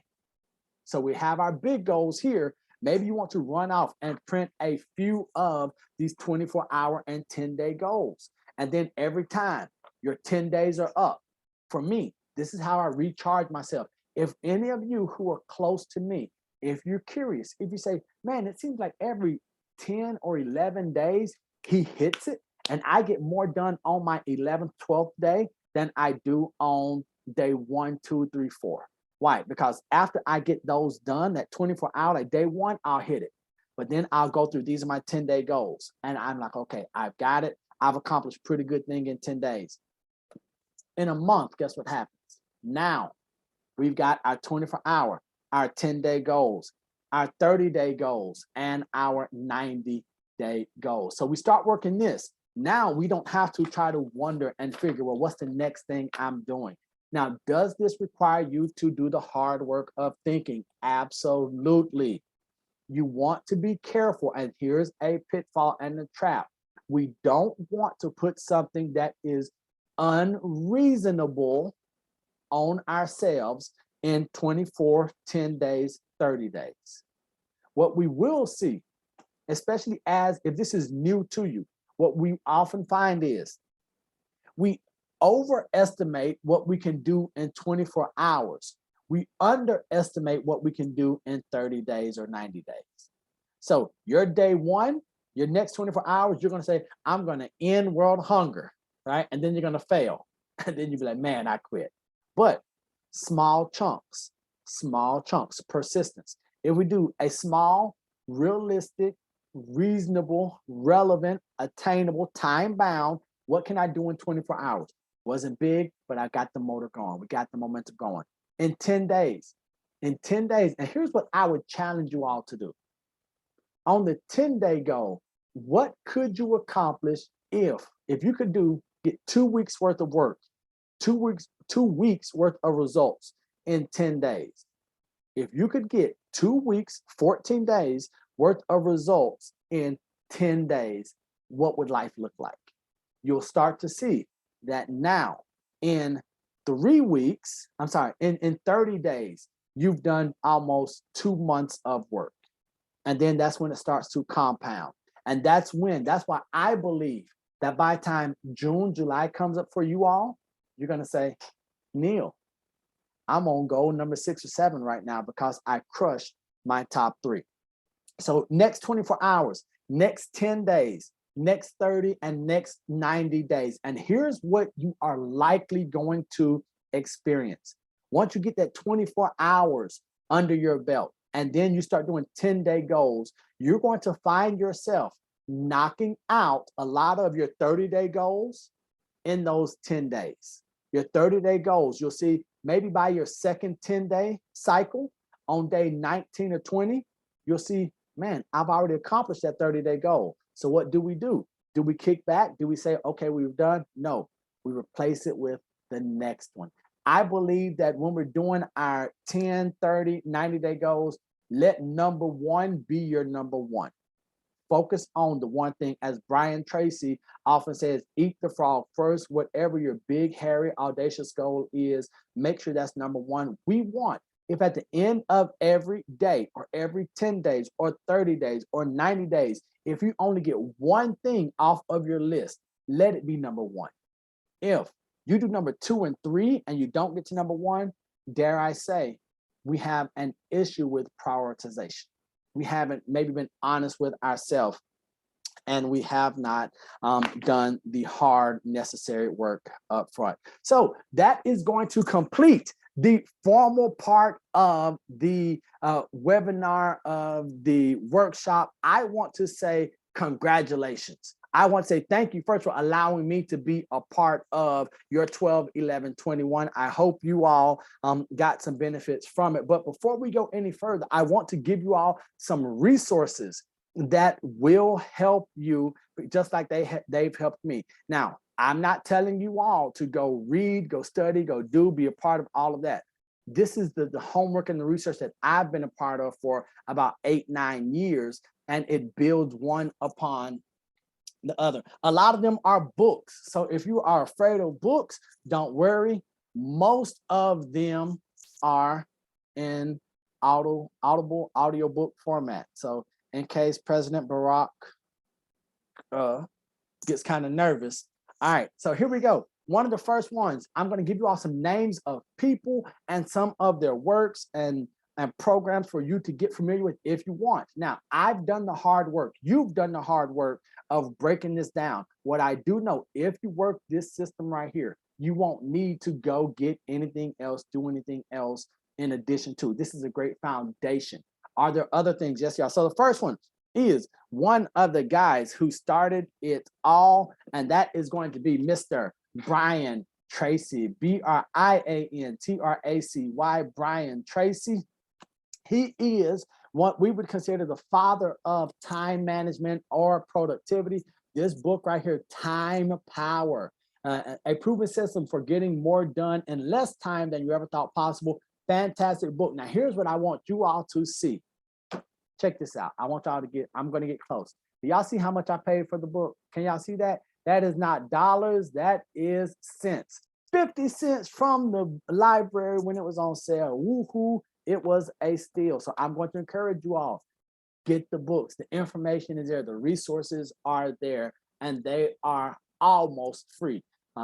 So Brian Tracy, he has a lot of stuff on YouTube. You guys can watch the videos, podcast. Brian Tracy, not only Time Power, but he was really one of the ones that talked about getting more stuff done. Goal setting was a big part of who he is and what he does. The next one, our friend, Mr. Zig Ziglar, the Goals Program. Now, I'm going to encourage you with Zig, do not buy Zig's book. I'm going to ask you, when it comes to Zig, listen to the audio. The reason I'm going to encourage you to listen to the audio is that the way his team did all of his posthumous books and material is all they did was dictate all of his speeches and presentations. So when you read, oh, look at my bookmark, you guys. That's a lovely bookmark. My wife's so pretty. Okay, that keeps me reading too. See, Baraka, if you're curious why I read so much, it's just so I can look at the bookmarks in my books. Okay, but when you're reading Zig, it's just going to be like you're listening to one of his presentations. So make it easy on yourself. If you just want the information, if you want to get the principles and the process, you can listen to it, replay it over and over again on YouTube or on podcasts. They have a lot of his stuff about the Goals Program, and it tells you, he walks you through how to set goals. That's where this came from, because this came from a lot of this gentleman right here, Darren Hardy, the Compound Effect. So there's the compound effect for you business owners on here. There's also the entrepreneur roller coaster. There's also the Best Year Ever program, which some of us love and hate. There's also from Darren Hardy, Insane Productivity, which is exactly this right here. So now here's a secret. Darren Hardy, one of his mentors, Jim Rohn, his other mentor, Brian Tracy. There is nothing new. It's just that it's being retooled, purpose. Now, if you are into fictional works and if you want to get some fantastic ideas on how to maximize, how to really achieve and accomplish all of your goals while living a life that is by design, this one I love. Robin Sharma, the 5 a.m. Club. Own your morning, elevate your life. This is why I wake up early. Actually, this morning I was so excited about today that I woke up at 4 o'clock with no alarm. Hoorah, you guys excite me. But Robin Sharma, the 5 a.m. Club. My wife has tried to read the book a few times. Hasn't happened. But guess what? She's listened to the audio and it's free. We use Hoopla. We use all types of things from our library. You can find podcasts, Audible, get the information. Don't let the fact that you don't like reading be the reason why you don't get the information. Everything is available to us. And then the foundation of a lot of everyone else. Oh, even Freemo loves the 5 a.m. Club. And let me tell y'all, for a guy who don't like reading, for him to like a book, boy, I tell you what, Robin Sharma should probably give Freemo some type of royalties for him to sign off on the book. And then, of course, the one we hear all of the time, man, my mustache hairs are going up my nose. The one that we hear all the time, and you see, Baraka, I made you do it too, didn't I? Think and Grow Rich by Napoleon Hill. Lots of fantastic stuff in here. There is archaic language in here. It's written in archaic English, but the principles are tried and true. Now, something you'll see, it looks like my book is small, but you've got to get in there and see how small the letters and the words are. If nothing else, get this book, get a physical copy of this book. Just have it in your library. I believe it makes you smarter just by having it in your presence. And then there are other additional resources. I'm going to be sharing a PDF with some excerpts from all of these books as well as others in my library for you all so that you can know what to do. The PDF fillable version of the manual will be sent to you all as well. The video will be sent to you all. I did not send, I realized that the electronic version, the digital version of the Be World Renowned book, it was stuck in my inbox this morning, so that didn't go out. So you all will be receiving that in the next hours, meaning minutes, because we under promise and over perform, right? But then I just want to challenge you all with this right here. First, let me say thank you. I do not take it lightly that you all would voluntarily spend your time here with me, that you would invest time. I hope, it is my sincere hope and prayer that you found today valuable. I am humble. Thank you all for being a part of a dream come true, right? I know, and I might get emotional, but thank you all for helping me check off one of my big 3 banner goals, right? To fight the fight, to fight the good fight, to fight against mediocrity, so that when we look back in 2022, we say, you know what? I won the year. Like, we're here now because of what took place on 12/11/21. And it's my hope, if you found this valuable, tell someone, say, man, you know what? The dude was just a little bit off his rocker, but I appreciate it. We did enjoy ourselves. Now I am going to be quiet. Any questions, comments, or concerns, feel free. You can either, now, if you have to go officially, we are done. You all can go. You feel free, get out of here, go attack your day, go be great. Make sure that you keep your eyes and ears open for your emails, for some video messages coming out. We do have 6 videos that are going to be coming based off of each of the modules for change. So commitment, habits, accomplishments, nerve, goals, and execution. You all will be receiving those videos individually as we roll those out. And that's going to be on a weekly basis, just so it can remind you. So when you get that email to your inbox, you'll be like, oh crap, I need to go back and do my 10-day goals. Oh, I need to do my whatever, right? Maybe you're going to need to go in and just get those core values locked in. Anyone have any comments, questions, or concerns? What I'm going to do right now, I'm going to say thank you. I love you. God loves you. There's nothing you can do about it. Don't be average. Be world renowned.